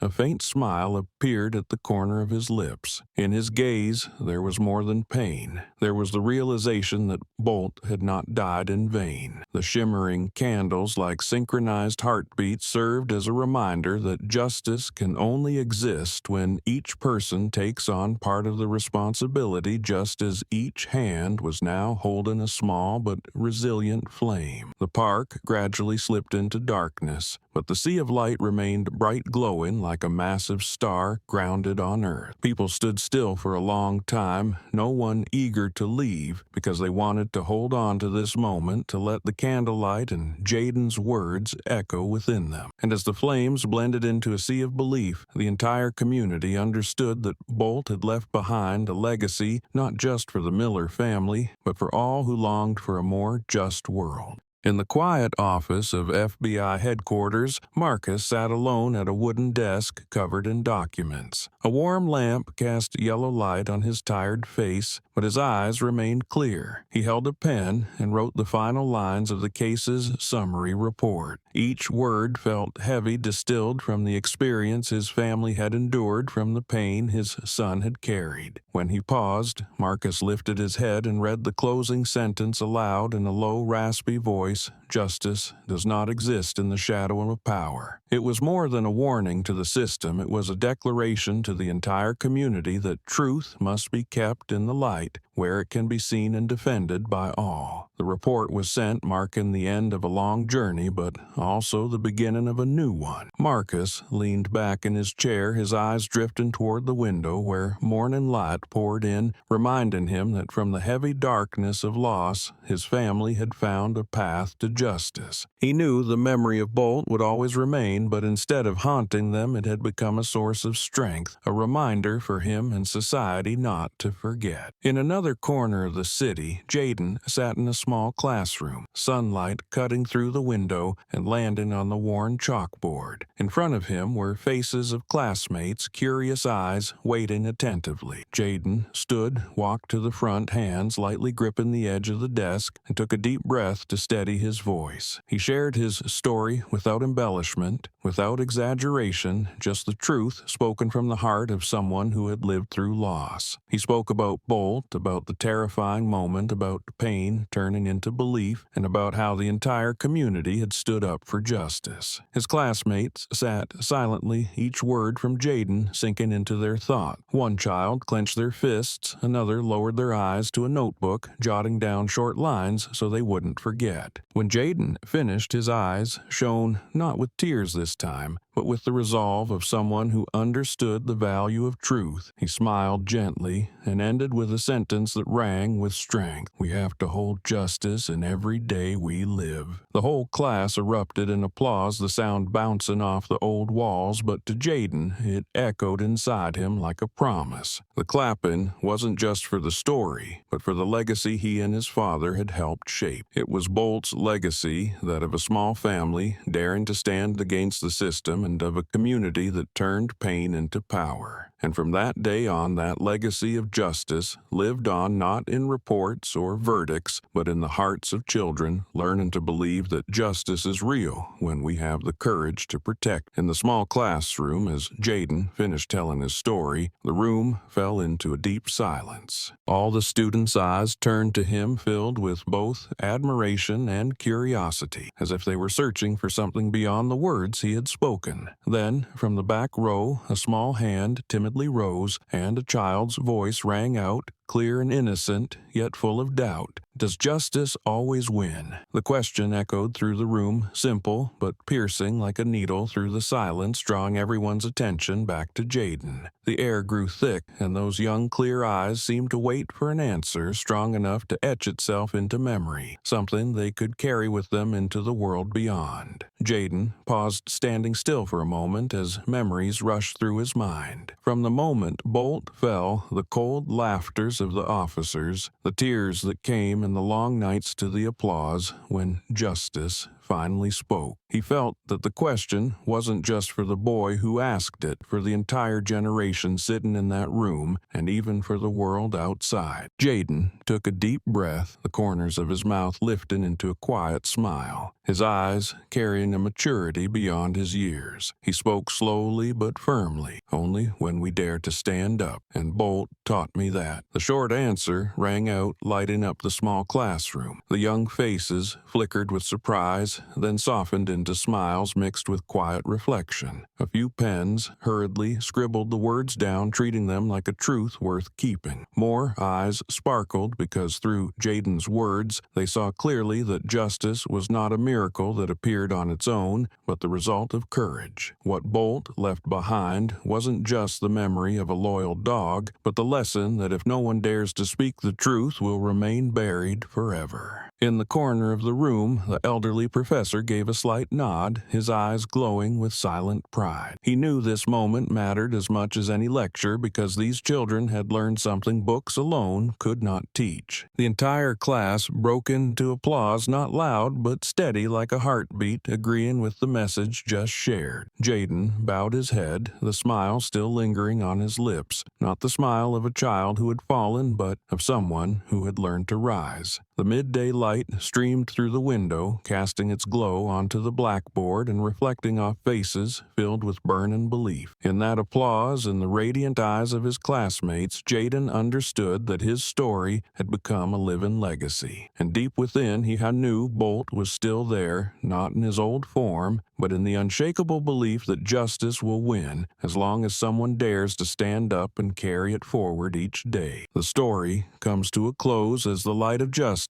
shines everywhere, from the courtroom and the halls of the headquarters to the university lecture hall and the memorial park. It all began on what seemed like an ordinary afternoon, when Jayden Miller took a walk with his dog Bolt, and ended with a wave of change that spread beyond borders. The loss the boy endured was not buried in silence, but became the catalyst for a transformation where those who once looked away were forced to face the truth, where a small family dared to confront the darkness of power and turn their pain into a guiding light for the community. Bolt is gone, but the memory of his loyalty and gentleness has not faded. That very image became proof, a mirror through which people could see the cruelty that arises when power is abused. Jayden, once an innocent boy, stepped through the abyss of fear, learned to face it, to stand up, and to turn pain into strength. Marcus Miller, in his role as a father, took on the responsibility not only to protect his son, but to defend justice with the firmness of an FBI agent and the heart of a man who knows right from wrong. This event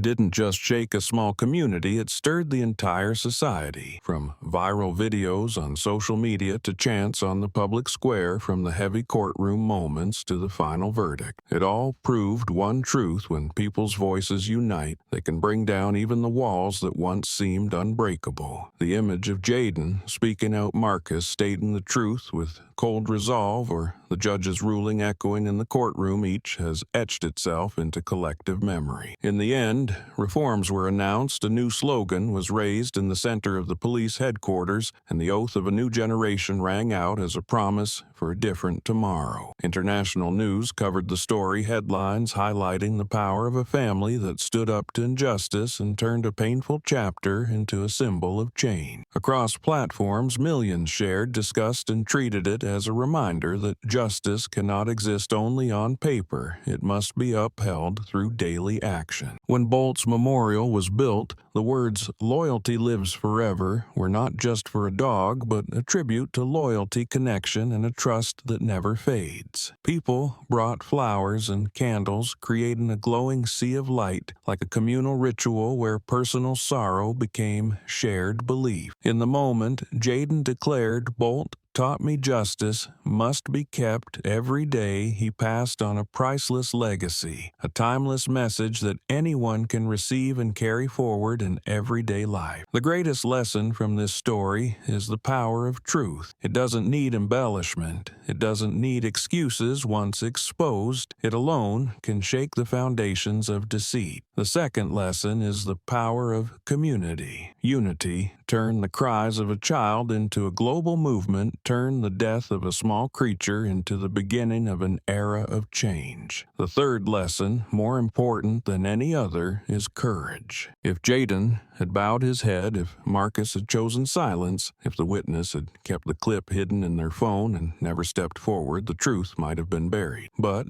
they didn't, and because of that, justice found its way. Jayden's final answer to a child in a small classroom closed the story. Only when we dare to stand up, and Bolt taught me that. That is the legacy of justice left behind, not carved into stone, not just in a verdict, but alive in the hearts of those who witnessed, walked alongside, and drew their own lessons from it. When justice is nourished by memory, by belief, and by courage, it never fades. And from that, everyone understands that each day, every right action, every time we dare to stand up is how justice continues to live and prevail.